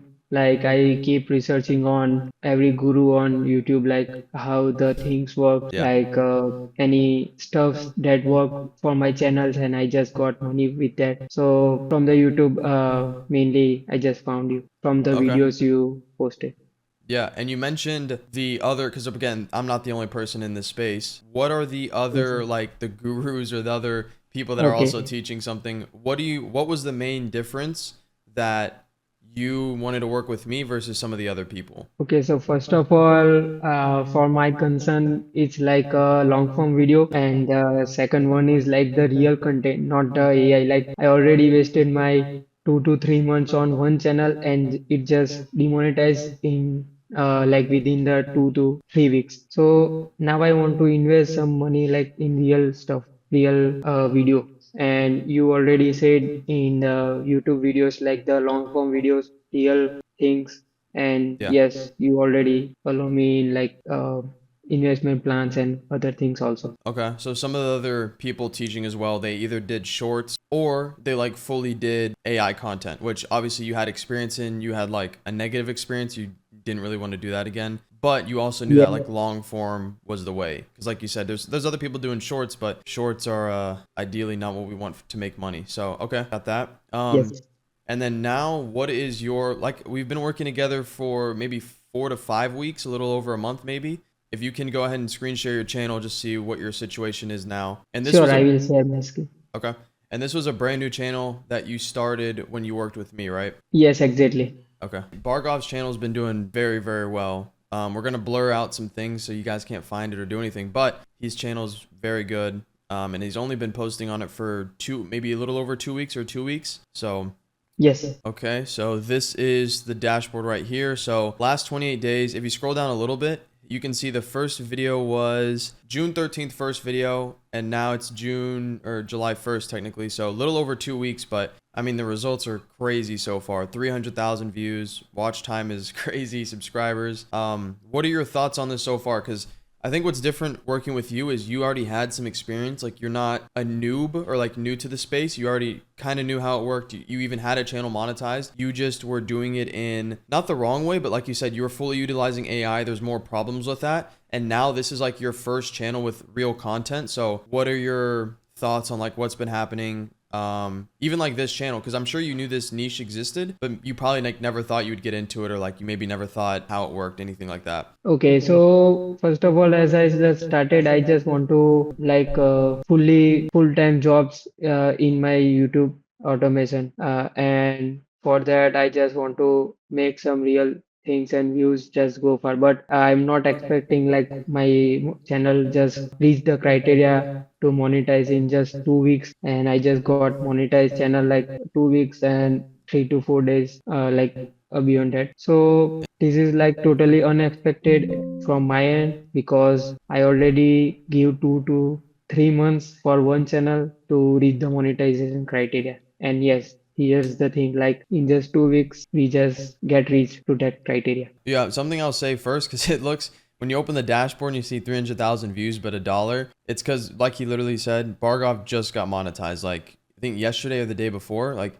it's brand new. Yes. And YouTube, if you know anything about YouTube, it's the stats are delayed. Everything has to like catch up for a few days. So he has made more than $1, it just hasn't caught up, and he also just got monetized. So, but yeah, like he said, you spent like 2 to 3 months, monetize that, you put money into it, probably a bunch of time, and then it kind of just went to not waste technically because it ended up working out, but it just wasn't a positive experience. So yeah, I mean, getting any type of channel that you get long form, whether it's fully real content like this or even can utilize AI, if you can get a channel monetized in 2 weeks, that's like extremely fast. Most people will never even get monetized at all. So a channel, like a niche where, like I said, you knew existed. I think, did you know this niche existed, or maybe you watched it before? No, like I just seen like as a competitor analysis, but didn't know that Okay. much like how the things works and how Yeah. can I manage from my end. Yeah, so I won't say Bargov's niche to leak it or anything, but he's in a niche that's everyone wants to get into it. The problem is no one knows how to get into it. So like he said,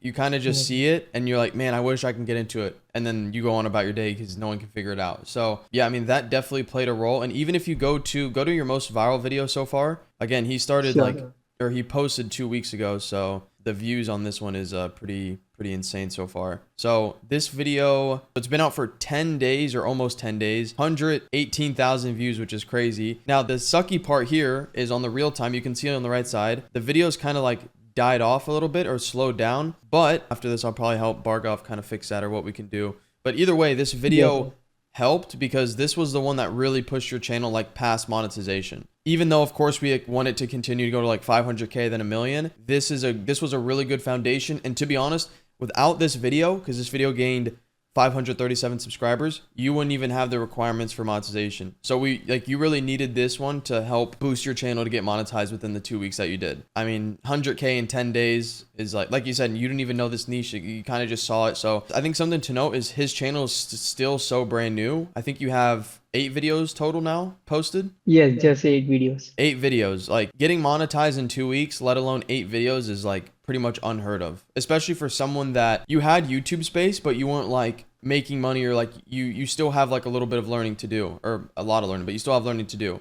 You weren't like an expert at it. So yeah, I mean, this video is definitely one of the crazier ones, and you can even go to reach on this. Wow. Okay. So literally just hit 1 million. So yeah, I mean, there's things we could do to fix this video, but his channel is very good because the main thing I'll say with Bargov is, because I teach everyone the same, regardless of the channel, but the difference with Bargov is when I tell him something, or we're going over something, he'll ask questions and then he'll also like confirm it. But quite literally the biggest difference from someone that isn't going to make it versus someone that's going to make it, like Bargov, is he just puts action. So like if he asks me a question like, hey, I don't understand this, or can you tell me how this works?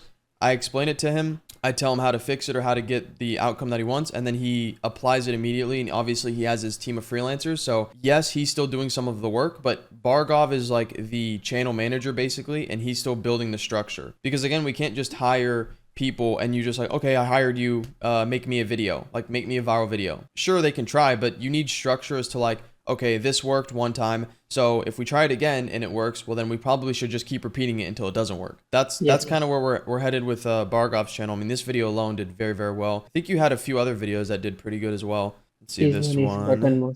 84,000 views, yeah, or 86,000 views. Same thing. The revenue looks very weird, but he only got monetized a day and a half ago, and also the videos like slowed down up until then. If he had the full 300,000 views that he had on his channel monetized, that would be around $1,500, give or take, depending on the RPM, but around 1,500. So either way, his channel's monetized, and this is just a thing that every channel goes through. You can't make money right away. So again, though, he needed this video for subscribers. It got almost 400, and watch hours obviously crazy, and the views are great as well. This is a big problem that everyone has in the space, like trust score. On your first channel with the AI, did you have a problem with like getting views, getting impressions? Did you have like a warm-up process? Did you know like how that works? No, not at all. Like I just copy like competitor what's working on them, and I just replicate with AI. Okay, so you didn't really have like a structure. That's the main thing that people are missing, is because again, you don't need technically someone to teach you how to do this. Like I learned by myself and with friends, but when you're first starting out, it's overwhelming because there's a lot of stuff to do. There's the thumbnail, the title, the niche, the video creation. Like there's a bunch of parts to it. I think that's one thing, and you can tell me if I'm wrong, but that's definitely one thing that I think that you're learning the best is like structure / how things work, and understanding that YouTube isn't just like making the best video, because at first, if you're making a bad video, good video, you still need your trust score and you need to set up your channel correctly. That's really the biggest thing. And that's a huge problem that people overlook. They're like, oh, my videos aren't getting impressions. It's like, yeah, that doesn't have to do with the video itself. That has to do with the channel. So you can have one right, you can have good videos, but if you have a bad trust score, it doesn't matter anyway. So you need both. Yes, absolutely. So what were some of the main challenges before working with me? I know you had only done for like 2 or 3 months, but before working with me, what were some of the challenges, and how has that kind of changed? Like, what have you basically learned so far? So like challenges, very first challenge is like the niche selection. So I just get into the niche to seeing all the big channels. After all, like I just go to 5 to 10 videos. I just go to into sub niche or say sub topic, doing the same thing, like that works also. So I just put the second video on the same topic, but somehow it didn't work, and any of one video just go and reach the criteria, but it didn't go like the brand creation or just say scaling the whole channel. So that is the, I think, main. And also in one niche, the different video titles, like what the titles now I want to choose, like what the 5th one or say like 10th one.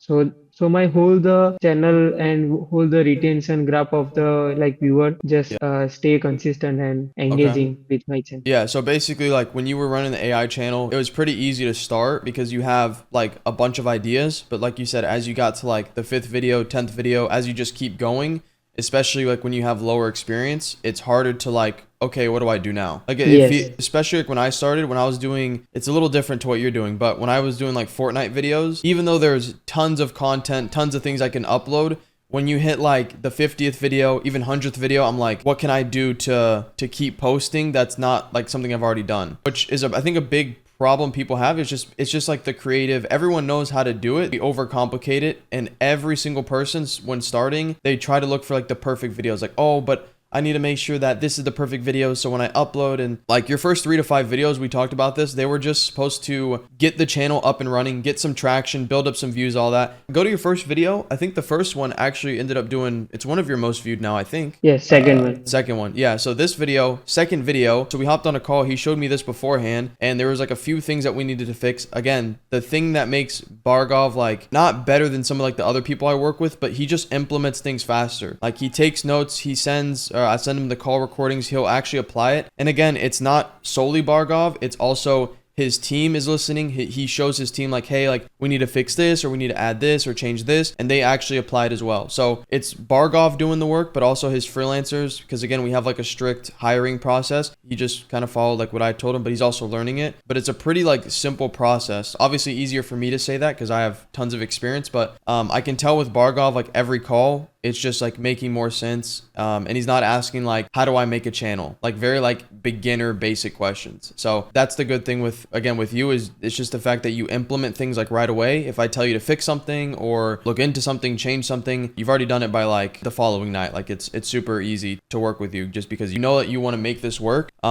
Yes. Aside from YouTube automation right now, because you just got monetized, what else do you do to like make like either a job or anything like that? For now, I just go full time in YouTube automation. Just previous, Oh, I okay. do digital marketing like Yeah. Facebook ads and all the other things. Okay. But once I just want to switch the this YouTube automation model, and I just came fully in my all my sources and all my time in this model only. I think another reason why I wanted to do this video is because when people think of like successful student, like every time a big question is like, who's your most successful student, or what channel or what niche are they in? Like the very kind of beginner basic questions. But the thing with you, and I don't want you to take offense to this, but this is just like on paper, like if people were to ask me like, who is your best student? And I was like, oh, it's like right now Bargov is like crushing it. He joined not even a month ago, whatever, monetized in 2 weeks. Like Yes. he's on track to make a lot of money and blow this channel up and just continue to do this as his main business model. But I think the thing with you is like you know English, but it's not like your main language. Like there's people that I know, like that I work with or even like live near,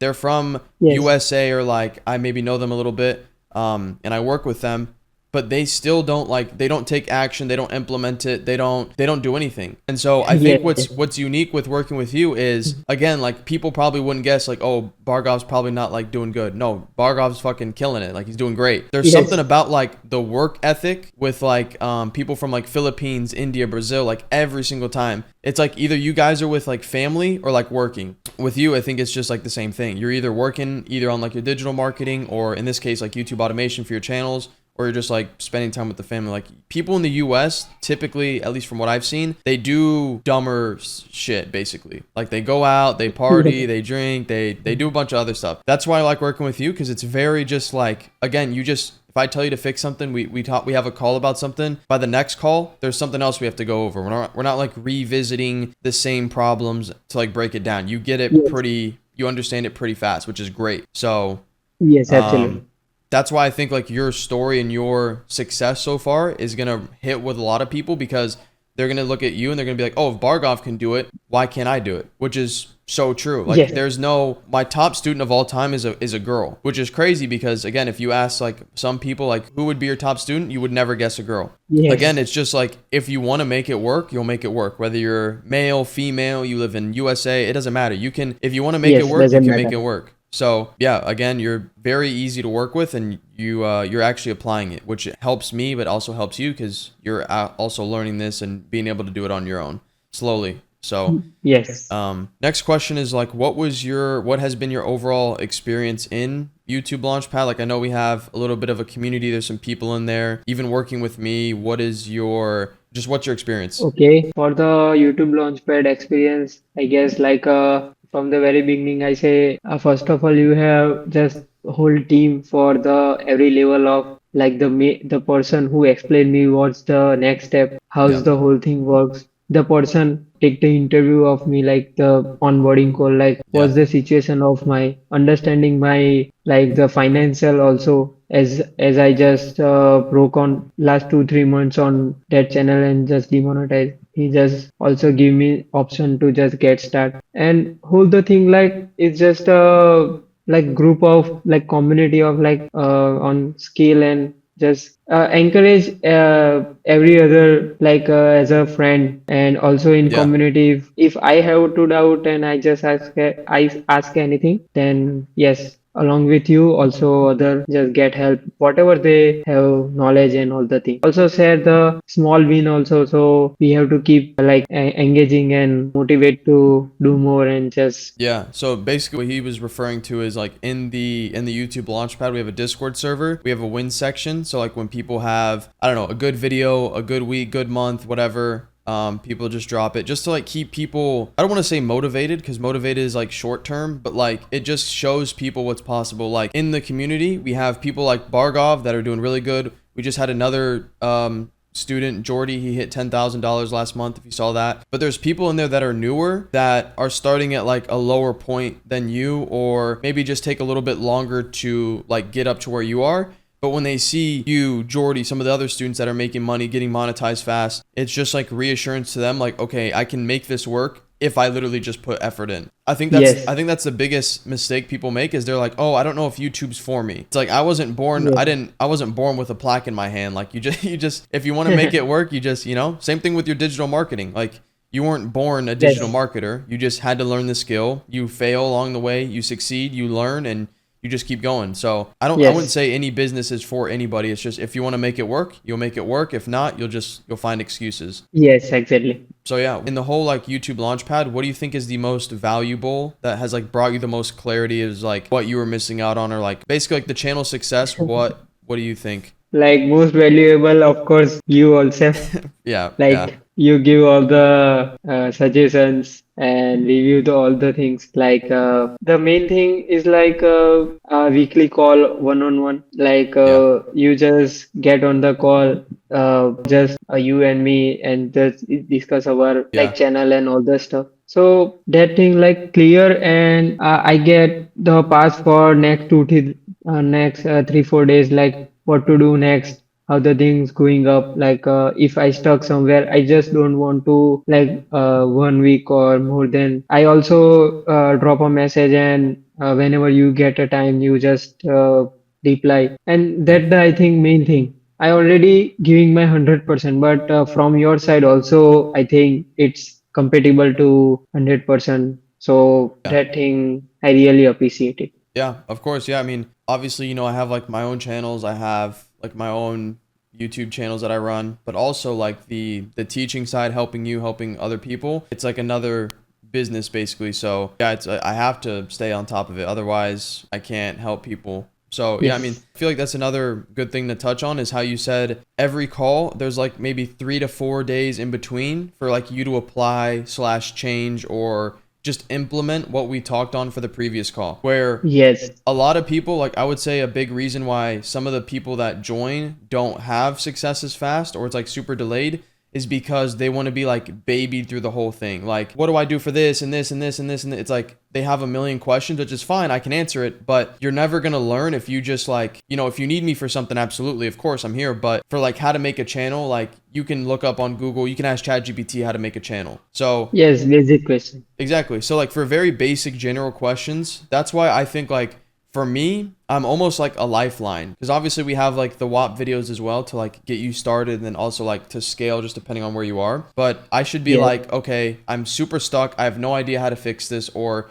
there's a problem right here or what do I do next? That should be like the main reason why you come to me, which you do. You never, I don't think you've ever asked me like a very like basic question. It's always something pertaining to where you're at, either how to start, what niche should you get into when you initially joined, how to fix these certain things in your videos like CTR, average view durations, title structure, Yes. utilizing AI. Like there's things that you're not just asking like dumb questions, I'll say, but you're asking questions that apply to your channel and your specific videos. So it makes it Yes. super easy because you're not overloading yourself, because there's a million questions. You could ask anything you want, but you're actually getting Yes. information that you can apply right away to your videos and change the course of your channel. So yeah, it makes it super easy. Yes, absolutely. How many hours per day do you think you work on your channel? Like managing it, freelancers, talking to them, just overall YouTube. Okay, so I guess for now I just doing my full time like in YouTube automation. So I just give it my full 8 hours per day in this channel because I genuinely want to work and make things happen like every other.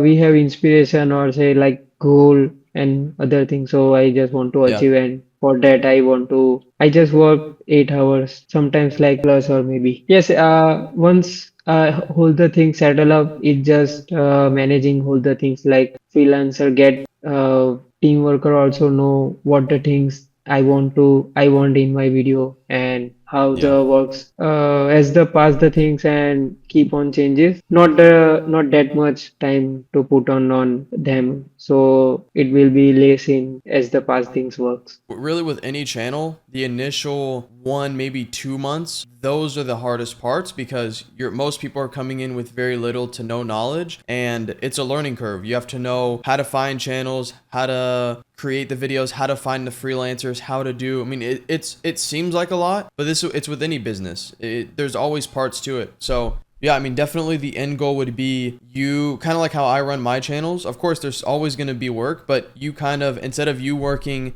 like 5 to 8 hours a day, whatever, you are now working like 2 to 3 hours a day. You're managing the channel, staying on top of the freelancers and the team. And then that way you can also put more of your effort into like looking at potential niches to get into, scaling your current channels that you have. Yes. So like in 3 to 6 months, where do you think your channel will be at? Like view wise, revenue wise, subscribers really don't matter, but if you have like a goal for subscribers. So like after the 5 to 6 months, I guess I will be that my goal is like 5K dollar per month from this channel Yeah, because easy. initially this boost is like a miracle for me. Like it's Yeah. very fast to achievable. Yes, that things currently happen. So I just make sure in future all the things works also, and I just make money Yeah. on that. Yeah, I mean, at this rate, monetized in 2 weeks. I mean, in 3 to 6 months, especially like 6 months, 5K a month, easy. I mean, these channels are, I don't want to say they're easy, but it's just something I have experience in. So it's easier for me to show you Yes. how it works and how to run it. I would say like your potential for this channel, again, because you're putting in the work, you're doing all the research, all that. Go back to the channel dashboard. Within 6 months, your channel easily can be hitting 20 to 30,000 plus months. Like bare minimum, bare minimum. Okay, that's So also like sounds great. yeah. Yeah. Yes, I So also make to more money making, but for 5K, like I want to make step by step achievable. So yeah, like not a you don't just want to just dream. jump to it. You want to like Yes, level up as you go. logical part. Yeah, of course. Like, yeah, I mean, of course, you ask anyone how much money they want to make, they'll say $1 billion. But I think it's good. It's good that you have like the step by step. Like, of course, you want to make 20K a month, 30K. But before that, you got to Yes, get 5K a month, then 15, then yes, 10, exactly. then 20. So yeah, it's definitely that helps out. I guess because it's always important as well to have goals. It's not just like money, because it might start off as like, oh, I just want to make money, which it did for me. But what are the reasons that you want this to work? Slash, like you said $5,000 a month. What would $5,000 a month like do for you? Like what would you do with it? Like, Like it's just like the achieve the goal and just get the dream life. Like so like would you spend money on. so like would you, I know for me I was kind of an idiot when I made, but I was like super young, so it makes sense. But like would you do you like want to buy clothes, you want to buy cars, you want to take care of your family, you want to help people, like what do you want to Yes, do with exactly. the money? Yes, exactly. Like with that money, I just invest in good things like good food, good travel, and just give like best life, whatever I can give to my family, like on Yeah. behalf of like living standard,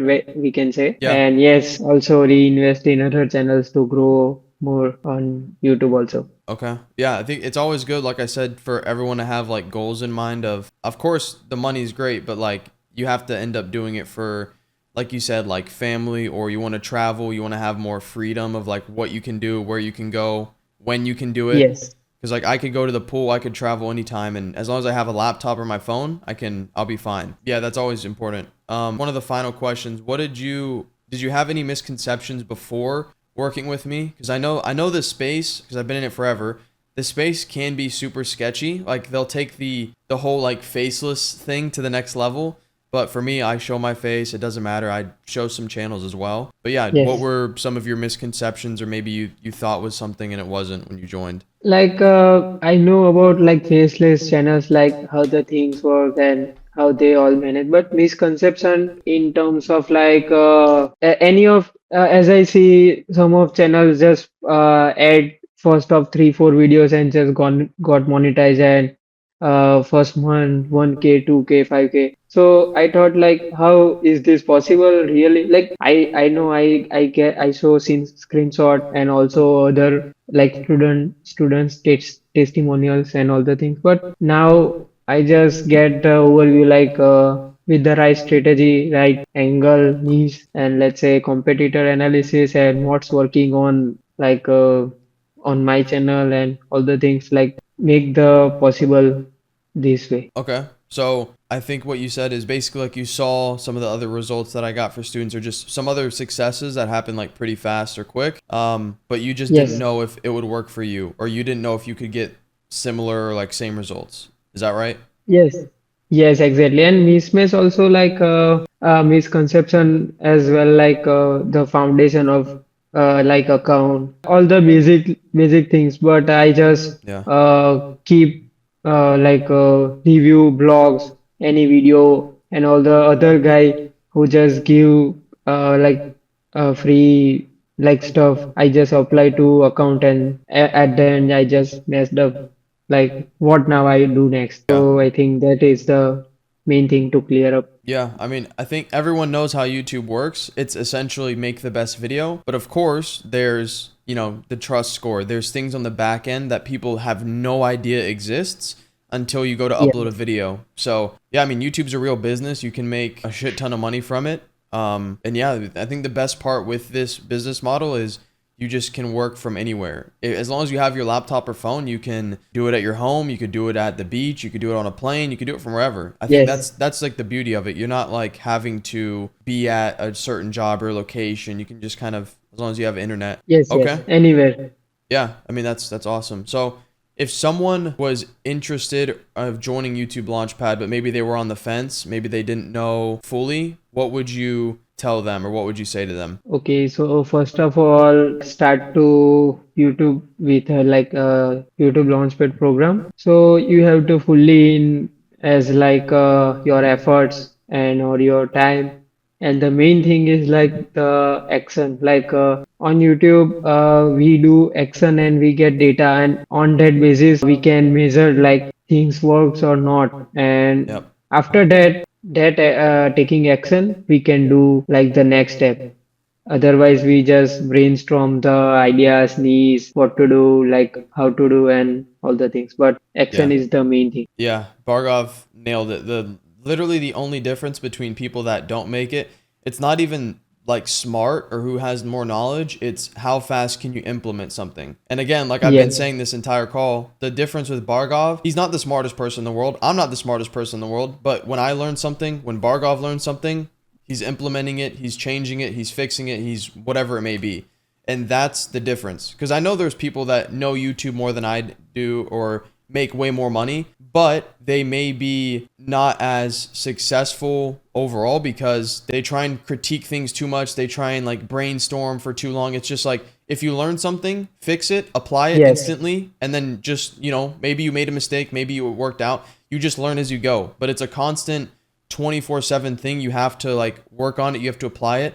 And like you just yes, said, exactly. YouTube gives you the data as to like what's working, what's not. But that's like you said, I think obviously the most valuable thing with joining YouTube Launchpad is the one-on-one, because yeah, you can post a video and see, okay, the video sucks because the average view duration is bad, but you may not have the experience of like looking at it and analyzing it and going, okay, why is it bad? How can I fix it? So Yes, exactly. that's where like you and I've gone over some of that, like how can we fix this? And again, you're learning, so you know it's not a dumb question or anything like that. And that's why I'm here to help you. It was like, okay, we need to fix this, change this, add this, and the biggest thing, like you said, is just action, just implementing on it, acting on it. And if you do that, it's pretty hard to to not be successful, because I show everyone the same way that I run my stuff. So pretty easy. I'll leave you with this one. Final question. Any last thoughts or anything else you would say to like anyone else watching this? Yes, just start whatever you have to think, like go with your intention. Like if you want to start a YouTube, then go with the crease and like give all of like energy and all the efforts to them and just apply the whatever the crease says, like this and this, these changes, these fixes, this is good. Yeah. And yes, hope so getting the results as far as I know. Yeah. I mean, even if someone doesn't want to work with me and they're just kind of learning more about YouTube automation, just start a channel. There's no best niche. There's no best thing I can tell you. The best advice I can give you is just start. You're going to have Yes, bad exactly. videos. Your video is going to suck at first, but same thing with me. That Adrian channel, which I show a lot, I literally was live streaming off my phone, showing my, like, you just work with what you have. If you know, just take it day by day, just take action. If you have a lot of money to spend on freelancers, don't even do that, because you're just going to waste money, because your videos are going to be bad anyways. Yes. But just start, just figure it out as you go. And then once you have those big problems, that's really where like the one-on-one comes in. So yeah, I Yes. appreciate this, Bargov. This was a lot of information. Like I Yes. said, your story and like how fast you've done this so far, just within 2 weeks, pretty good. And I think a lot of people will benefit from this. I plan on doing like an updated thing, like when you hit 5K a month, 10K a month, 15, 20, like just seeing like your Yes. progress overall. I think that'll be super interesting. So Yes, exactly. yeah, and yeah, I think this was a good interview. I think you answered everything pretty good. Yes, Yeah, thank you. Thank you so much. Bargov, I appreciate you doing this. Thank you, Bargov. Seriously, I appreciate it. Yes, thank you Have a so good much, one. man.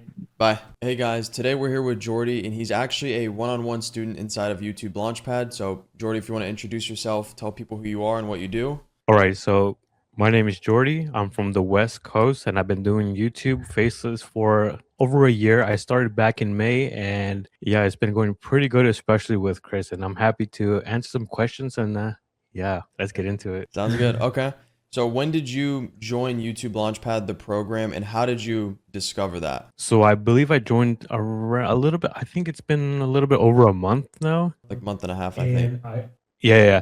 I saw you through. I actually saw your first post on X, and then from there, I followed your channel, and then I think I watched your videos for a bit, and then eventually, I made the decision to join Launchpad. Yeah, and you mentioned that you've been doing it for like around a year, YouTube automation, especially faceless channels. I think what's really unique with you as well, we'll get into like your channels and what you've been able to do, but like you remain completely anonymous. Like not even I know what you look like, which is I think it's pretty cool, because you don't need to ever show your face unless you want to. So you know, you have that freedom and that privacy of doing that. But what was your situation? Because you've done YouTube for pretty much a full year before you joined. What was your situation like with YouTube before that? Well, before I tried YouTube Faces again, I was doing drop shipping, right? I did it for like a full year, but it wasn't working out because I was using like organic traffic to sell product and stuff like that. And I really wasn't making any money. I was just losing money, just buying products, running sometimes paid ads. And I noticed that if you don't have a business money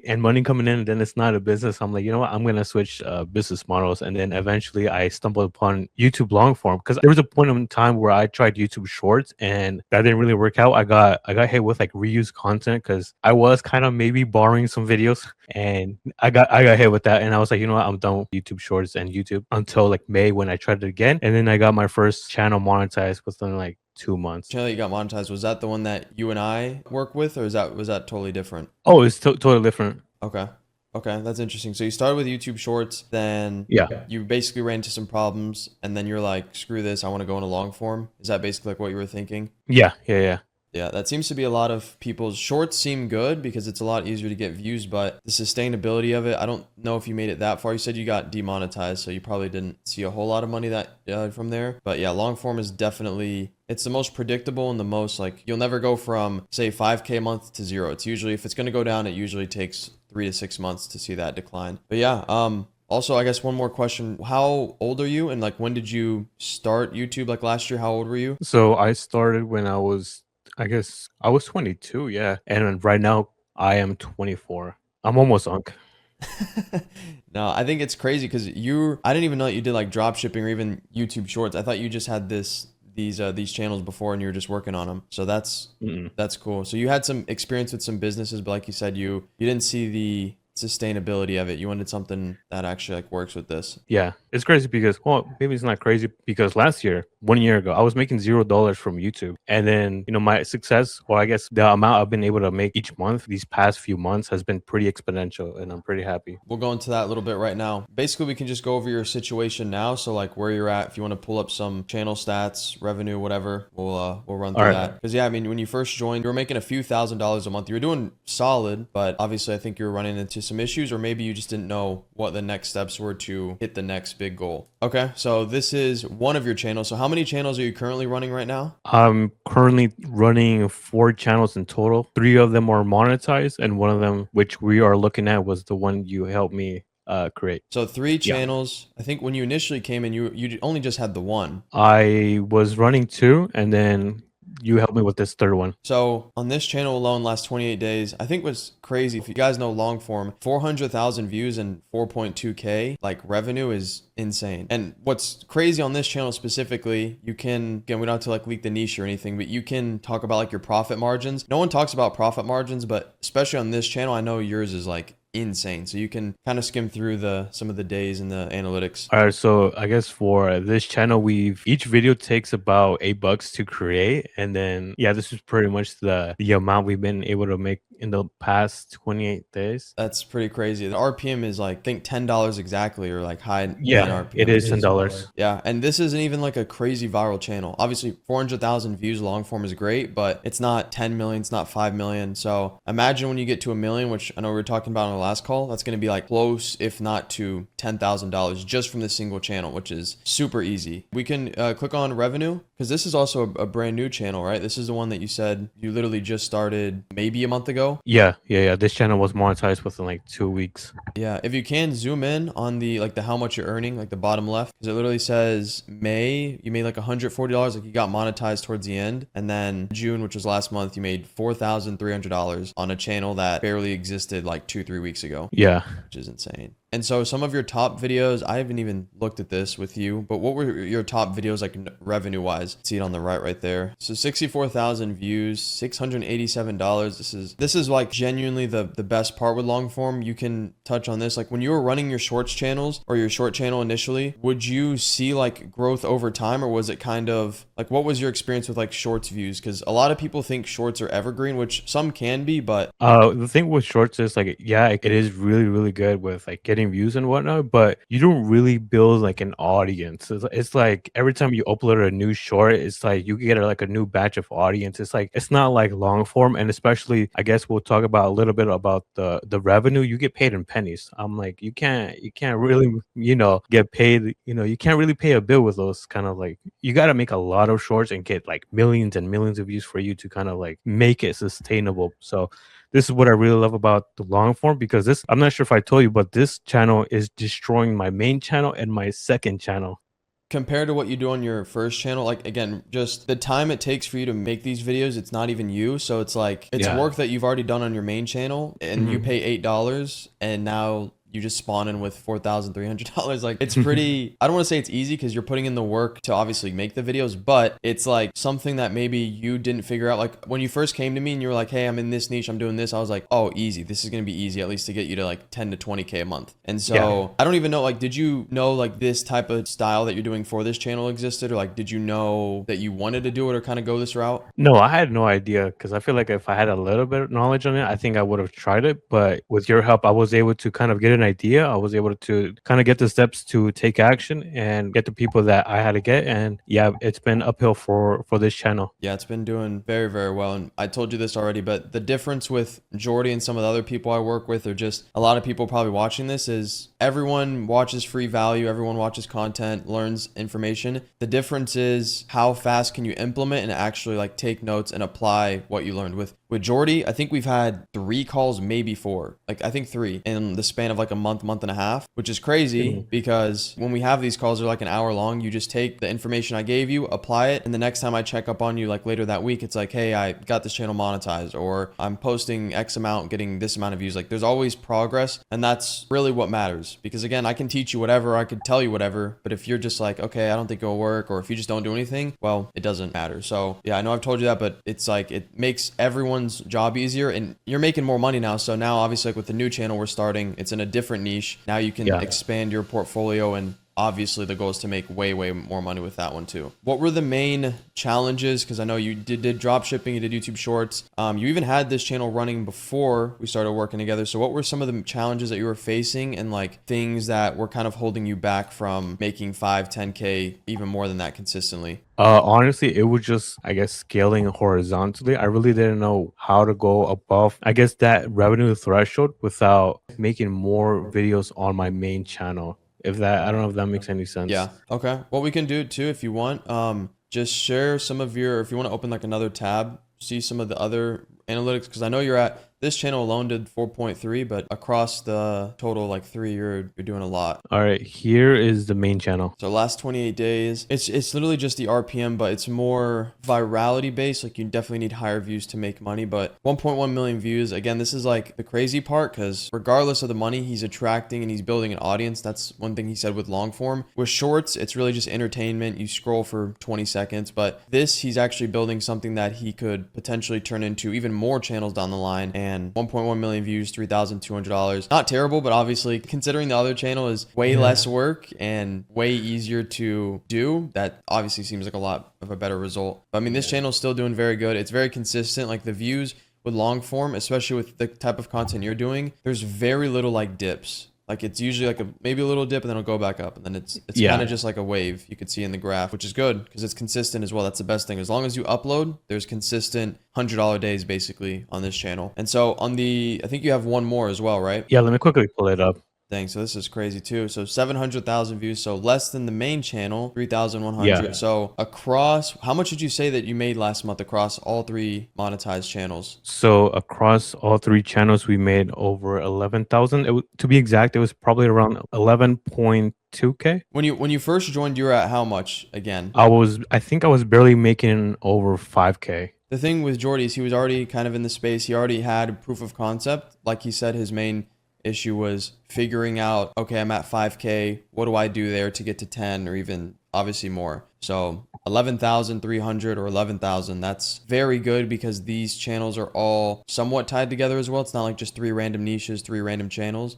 There's consistency in all of these. So yeah, I mean, it's a very good channel, very good niche. And obviously you're doing the work. So your process after joining, kind of learning like what you need to do, or really just like maximizing and capitalizing on leverage. Like leveraging is something that I always do with all my channels. Like you don't necessarily need to do more work. Like your main channel, you're doing way more work than, not that you need to be, but then that you're doing for like the second and third channel. And these channels made more money. It's really like leveraging and just knowing like what to do, getting familiar with the space. And obviously, like you said, you didn't know, you were kind of just focused and honed in on that first channel. And if you would have known, you probably, like you said, you would have tested it out at least and see if it works or how to do that. So now after kind of learning, again, we've only been doing this for like a month and a half. How has your process changed for either like ideation or kind of just like growing channels? What's the process change there? I think I take a little bit and spend more time on ideation, because if I know I could do a really good job with ideation,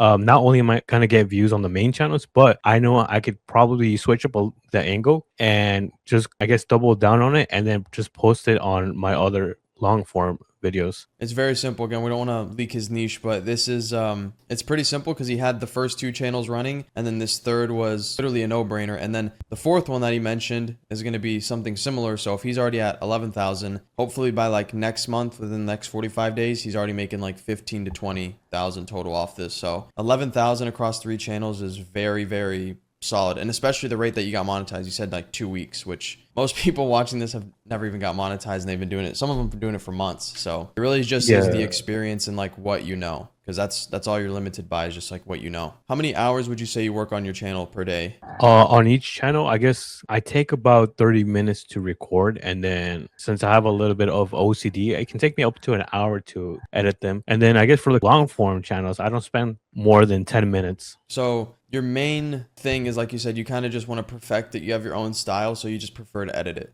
Because you could outsource somebody for, again, probably like $10, close to it, but you like the style, you don't mind editing it as well. And if you're spending 2, maybe 3 hours total, like for all your channels, making $11,000 a month, that's not too bad. So yeah, this is definitely like where we scale now, make more channels, seeing how we can actually capitalize on these. Because again, these numbers are great, the revenue's good, but like I said, there's definitely room for at least up to like 20,000. And then that's when, to get to like 20 to 30 or beyond that, that's when the fourth channel will really come in and help out with that. Yeah, I mean, based off your results, again, it's pretty early on still, which is like crazy to say. Like it's not, we've been working together for like 3 months or 6 months. But based on the results, where do you see yourself or your channels, or just how much money you're making within the next 3 to 6 months? I'm taking a good look at the projection at all of these channels, and I could definitely see myself crushing 15K in the next few months before the year ends for sure.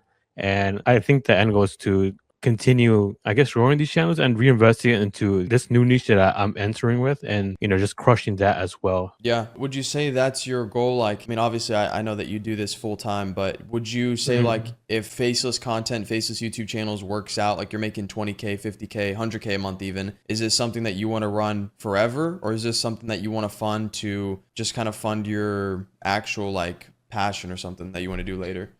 No, I don't really have a passion besides making money. So I think what I really want to focus on is just reinvest this money into more channels, and I guess delegating more of that work. I feel like that's kind of like the whole point of YouTube Faces, because you just take a look at, oh, okay, you don't have to do much of the work and make all this kind of money. So I think that's the beauty of YouTube Faces, and just continue winning up spiral. Yeah, that's quite literally the whole point. Obviously, everyone wants to make a bunch of money. The downside is you don't want to have to be looped up 24/7 in the business to make money, because then that's basically just a glorified 9 to 5. Like, yeah, you're making money, but you can't enjoy it, or you can't like experience things. Something you'll find soon, which is really exciting, is you'll probably, I don't know what you do on like a day-to-day basis, but like traveling, or just like being like, when you take yourself more out of your channels and you are more ahead on videos, or you have more downtime because it's more outsourced, that's when you can really go wherever you want. As long as you have your laptop or like a phone, you can still manage, run your channels, talk to the team. Like, that's at the point where I'm at, and that's where you're headed, because 11K a month, you're already making over 6 figures if you keep this up throughout the entire year, and obviously want to scale to 20K, then 30K. So yeah, it would be pretty cool for you to just like experience new things and just be like, damn, like I can literally just do this anywhere as long as I have internet. That's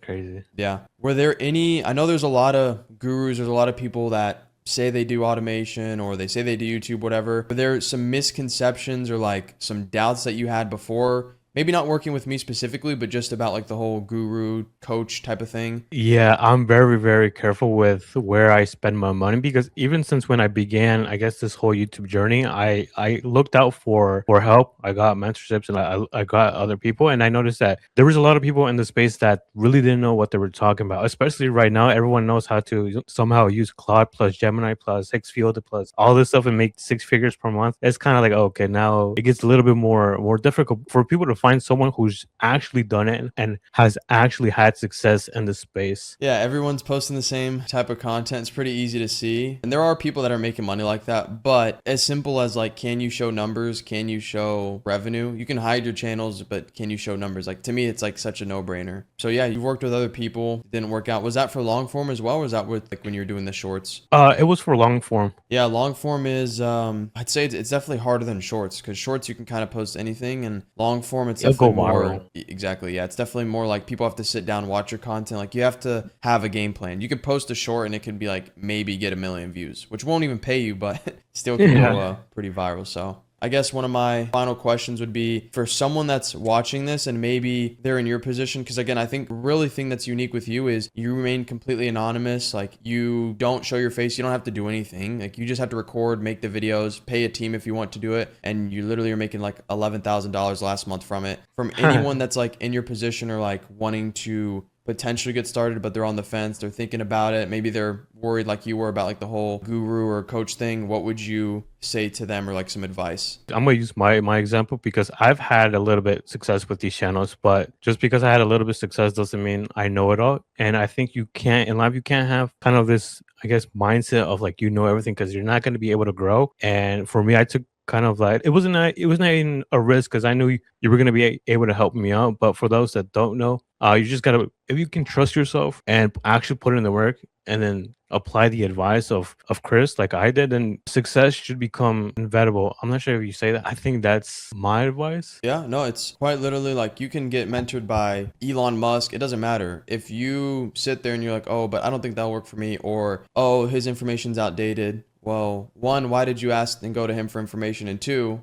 well, okay, well, then you're just going to probably stay. Worst case, you end up in the same exact place that you already are. Best case, you end up changing your life or making a shit ton of money, or like learning a new skill. So like there's very little downsides. Obviously, people need to do their research and not just blindly spend money, but it's very little downside with like infinite upside, basically. Something I also thought about too, if you can on each of your channels, go to settings and just show that it's in USD, because I know some people are going to think it's like fake, or this is some fake dashboard. So that one's in USD. Right.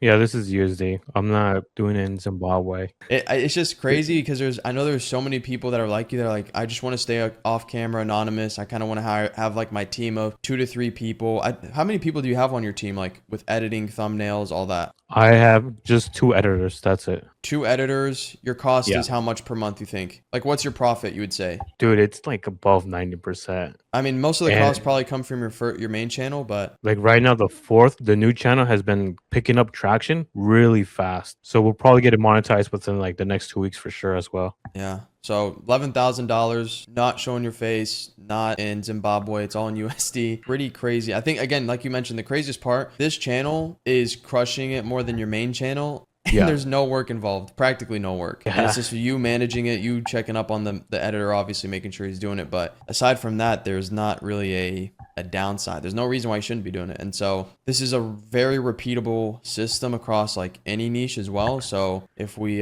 venture out into like other niches, other channels, this is something that you can kind of repeat. It changes a little bit depending on the niche, but overall like repeatable system. So yeah, any final thoughts for the viewers or just anyone watching this?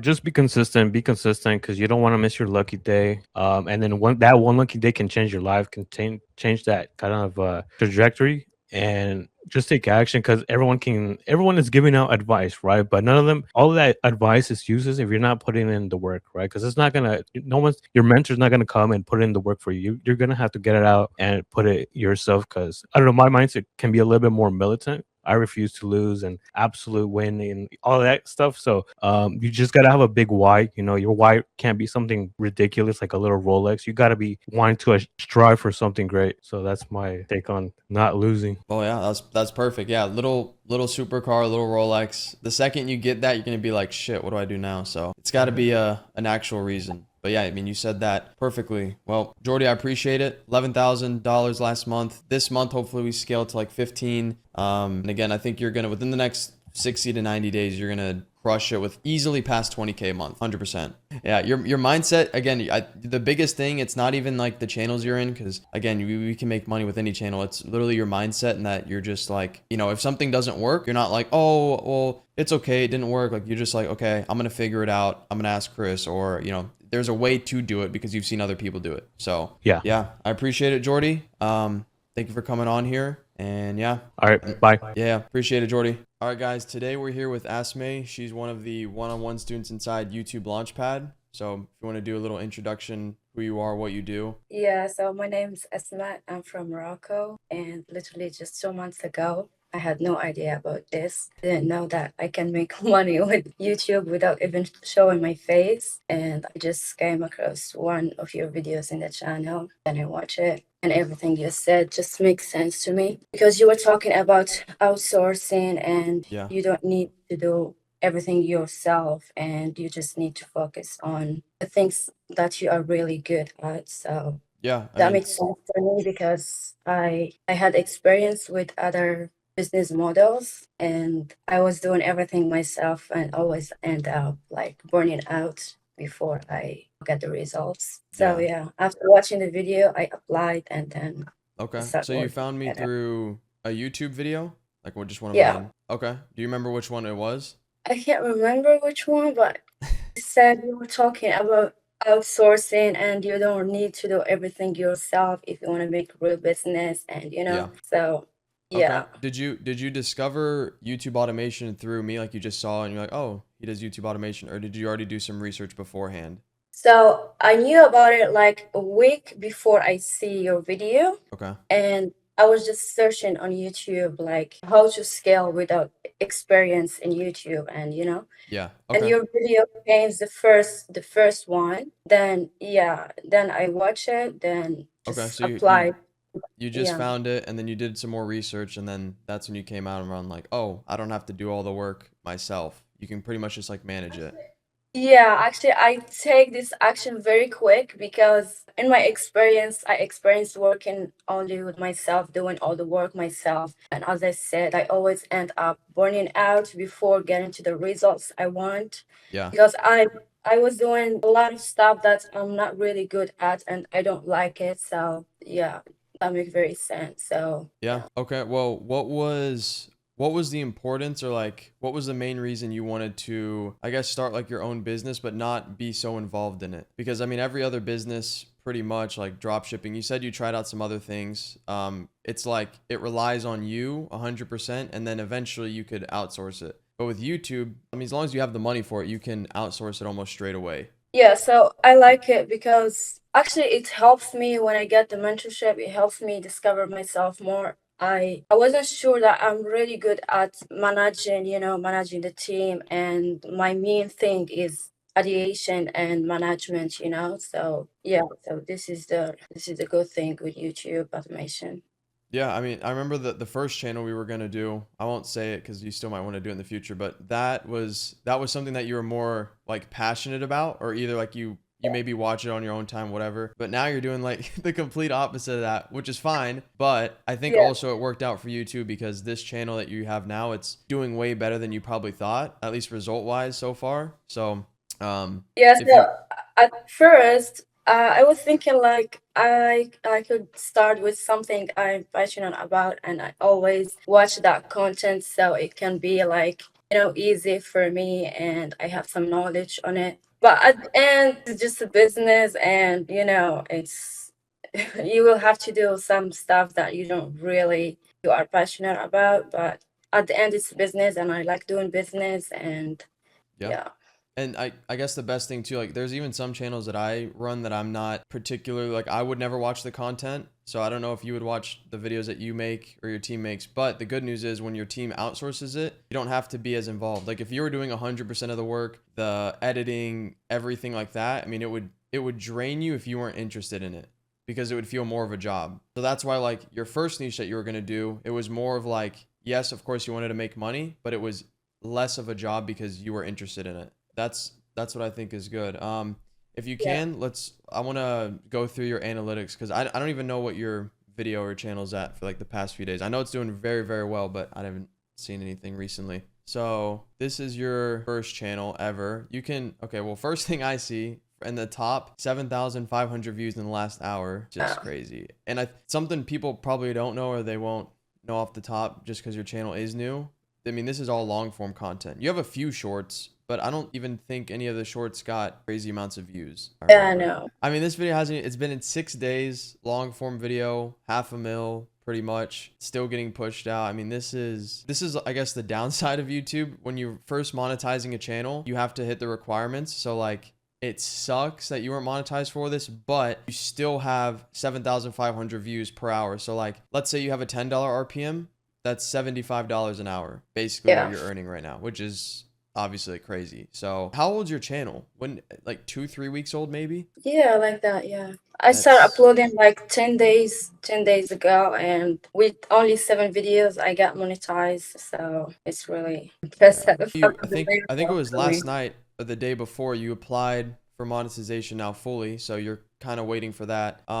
Go back to channel content. Yeah, I mean that's not even 2,000 subscribers and 631,000 views. The watch hours obviously are crazy because it's from long form. Like I've told you on the calls, it's very crazy to say because your channel's so new. Like obviously it's doing very well, but the channel's so new. So we don't want to make too many crazy adjustments just yet because what happened for like the top 2 or 3 most viral videos might not be the case for, you know, in the coming like 1 or 2 months. But now that you're monetized, obviously these 2 videos and all the other channels or all the other videos you're going to post are going to really like push the channel forward to like 5K, 10K a month very, very fast. So yeah, so what were some of the main challenges, I guess, with YouTube automation, like the business model that did you ever have a YouTube channel beforehand, like even for fun? Never. I Okay. was like zero experience in YouTube, Yeah. zero knowledge. Yeah, and I just took the mentorship, and after 50 days or so, like a month and a half, this channel blew up.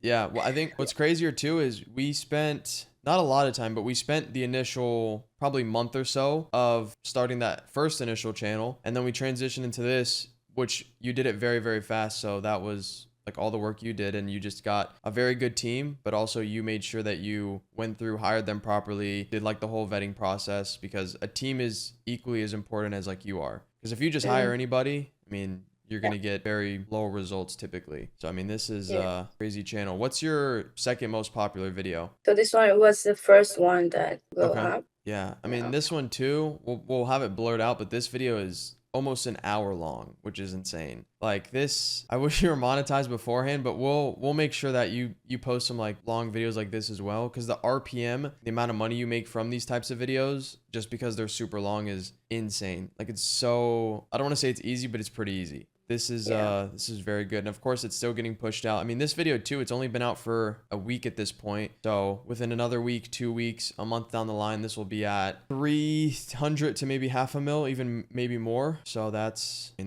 crazy. And now you're just basically waiting for YouTube to approve you for monetization, and that's when you start making in all the money. I'm so excited for it. Yeah, I think, what's your initial goal? We haven't gone over that yet. What's your like 6-month, 3-month goal? Where do you want to be at? So the first goal for the channel, of course, 10K. And then I see the channel after 6 months between 30 to 50K 10K just overall revenue or 10K per month?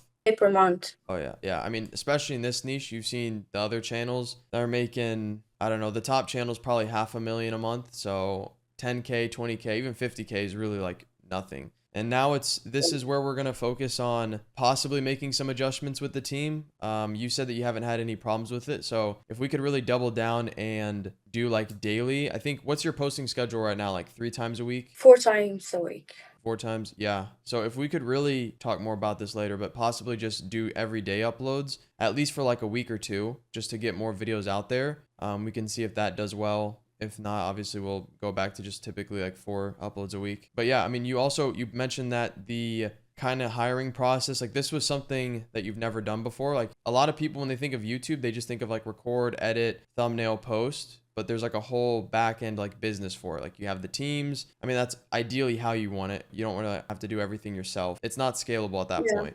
So Of course. You only have to focus on the things you are good at, so to be Yeah. able to scale and make it a serious business. yeah, that's why, like, even though I don't know how to edit, if you ask me to edit a video, I'd be like, I can do very basics. Same thing with thumbnails, but I understand like how they work. Same thing with your channel. You probably don't know how to do the editing. You probably don't know how to do the thumbnails, but you understand what style, what format works for your videos and for your channel, which is the only thing you need. Because mastering editing takes, I don't know, 5 to 10 years. That's not what we want to do. So Completely another thing. Yeah. yeah, exactly. And it takes you just as long to get good as that. So yeah.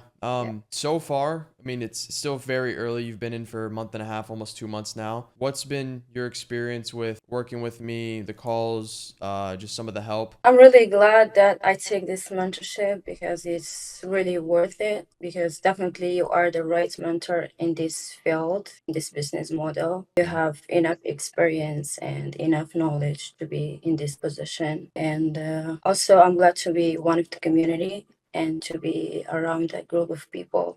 You have the same goals as I do. I think you've I don't know if you've like talked to them really, but you've seen like Jordi, Bargov, some like the other people as well that are some, like Jordi's making 11,000 a month and Bargov's doing very well as well. So yeah, there's people that are starting like you where they're kind of newer, but obviously you have a a very successful channel. So now you even help other people, like when you drop your, like, hey, this video just hit 200K, 300K, like it helps them as well, because now they're even more motivated, or they're like, oh, she's also a beginner and she got this result. So if I just keep going, I can hit the same, if not more. Which I think a lot of people, even probably with you, like I know when I started, I saw my friends making money, I saw other people, but like you always think it's different for yourself. You're like, it'll probably take a little longer. But I mean, in your case, it's Yeah. pretty I pretty mean, fast. if you just told me like a month ago it's gonna go like this, I wouldn't believe it. It was, but now it's happening. Yeah, This is it's real and it's happening. Yeah. So yeah, yeah. it's real. And I mean, again, the best thing with YouTube, you get to stay completely faceless, so like no one knows you on this channel. You get to have the team that outsources it. How many hours a day or time do you spend on working on the channel, managing, ideation, anything? I can say now from 2 to 4 hours. Okay. But I think before when I started, it was more because I was trying to put together the team and, you know. Yeah, I mean, that's with any channel, even with me, even though I'm a lot more experienced, it's doing the initial, like building like the team, doing research, what works, what doesn't. It always takes longer, but like in a month from now, especially if you hit 5, 10K a month, you'll be able to either have like a channel manager, which kind of does what you do now, which is like the ideation managing. But it's also important, you always want to stay in the business, because if you ever outsource it too fast or try to scale too fast, that could also be a whole nother problem that you run into. So Yeah. I think right now, like if you spend 2 to 4 hours a day consistently and you're making 10K a month, I don't think you have a problem with that. And then eventually that's when we bring more and more channels as well. So 10K turns to 20K, 30K, just uphill from there. So yeah, I Yeah. think 2 to 4 hours a day is pretty manageable, I would say. Did you have any misconceptions with maybe the business model, like YouTube automation? I know you're very new, so it's like you didn't have like a ton of research. You probably watched some videos, but you didn't know about it for like a month or a year.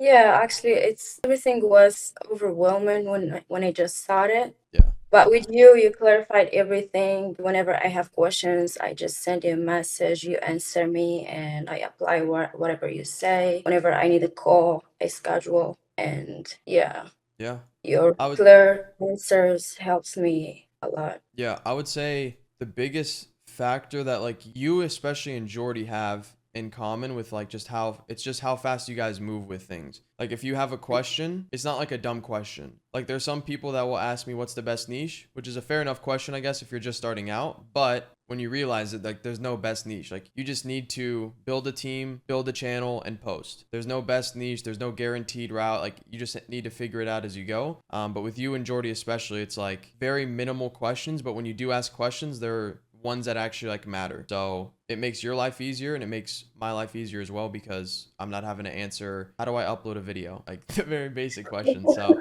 yeah. And also, because again, it's, even though it is like one-on-one, you have to learn the business model yourself. Because if I was to do everything for you, once you don't want to work with me any longer or whatever, then you don't have a business, because you're like, oh, I can't work with Chris anymore, I don't know what to do. So that's like the end goal, is you're able to do this all without me. That would be like the end goal, obviously. So Yeah, exactly. That's the goal of this mentorship. yeah, I mean, I think Yeah. you're definitely headed there. Again, it's super difficult to say because it's your channel's so new, like 2.5, 3 weeks. But yeah, I mean, you've been Yeah, doing, actually, and I still not, I don't know a lot of things, you know. I still need to learn a lot yeah. of things from you. Here I am today. My channel just, you know, got monetized, and without knowledge and experience, just applying what you say. Yeah, I mean, we can take like one last look. Go back to channel content. I want people like watching this to know, but also you, like if you were monetized right now and you had a $10 RPM, you would be getting paid 70, well right now it's $77 an hour. USD, which is like from 3 weeks of starting, like you said, if you told me a month ago that you'd have 500,000 views on a video or whatever, you'd be like, not just yet. So Yeah. it's crazy. And again, you still have, like you said, you have a lot to learn. You're getting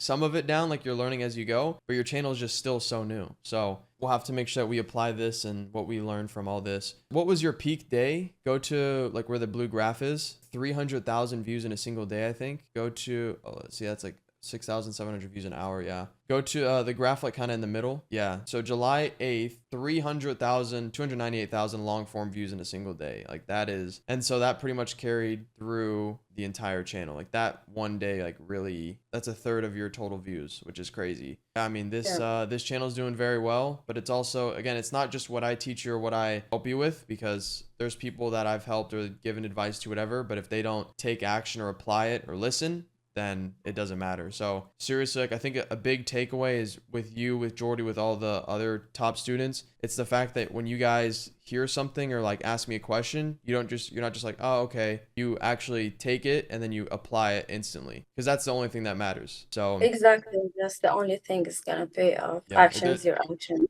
Yeah. there's going to be people watching this and then they're going to sit there with their YouTube channel and not do a single thing. Like just start, trial and error. Not every one of her videos are viral. Not every one of my videos that I post are viral. It's just whether a video does bad or good, you can figure out what you need to improve on or what you need to fix. And the formula is, it's as simple as that, but it's not easy. And so that's where having like a mentor come in, because if you were to randomly make this channel in this video and it got 500,000, you probably wouldn't understand why it did good. You'd just be like, you'd kind of guess. So hopefully it's making sense with kind of what I've been teaching you and what you've been asking with like how we can make this repeatable so you can get 500,000 viewed videos like pretty consistently. I encourage people to just take actions. I started with zero experience, zero knowledge, and it's successful right now. And one of the final questions is, so if someone's on the fence or they want to scale their own YouTube channels or they're just wanting to work with me but they don't know, what would you say to them? Any advice? I would say to everyone who's watching this and interested in this business model to take action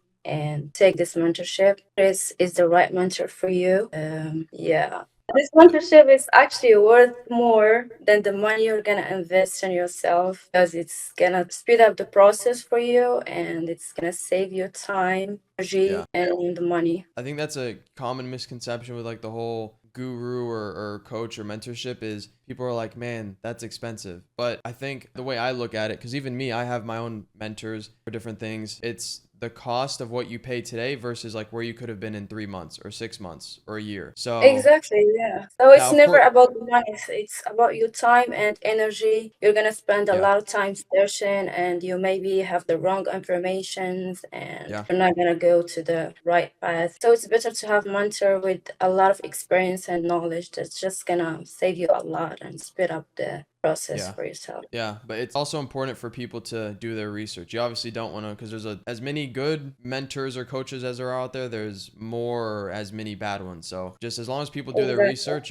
it's pretty easy, I would say, to see who's legit or who's not. But yeah, thank you for Exactly, yeah. the little interview. Unless you have any other things you want to say or add on, that's pretty much it. It was pretty easy. Your channel's doing very good. You're still very new, so hopefully within like another month we have an update and you hit like 5K, or even again with the rate the channel's going, like 7 to 10K a month would be super doable in the next 30 days. So we'll have to see. I wish luck for everyone who wants to get into this and do it, take action, and be unlimited and have the mindset that thing is possible. And because we're gonna always like have problems on the way, Yeah. and you need to believe that always a solution there for every situation. So yeah. Yeah, you just want that clarity. So yeah, I appreciate it, Asme. So boom, there you have it. My entire YouTube scaling system. The same one that I used to scale Faceless channels to this day. Everything that you needed to take your channel to the next revenue level was in that video that you just watched. Now, the key thing here is to actually apply it and take action. Don't just consume content and then go to the next video. Actually take notes, reflect on it, and actually take action. And if you actually act and follow what I just told you, then you will get results. But if you want faster results and you want to work with me personally and have me going over your channel on a weekly basis, helping you scale your channels the same way that I've done for many of my channels as well as my students, you can apply with the link in the description below. Hope you enjoyed the video. If you learned something valuable, comment down in the comment section and I'll go through and like and heart a few comments. Peace out.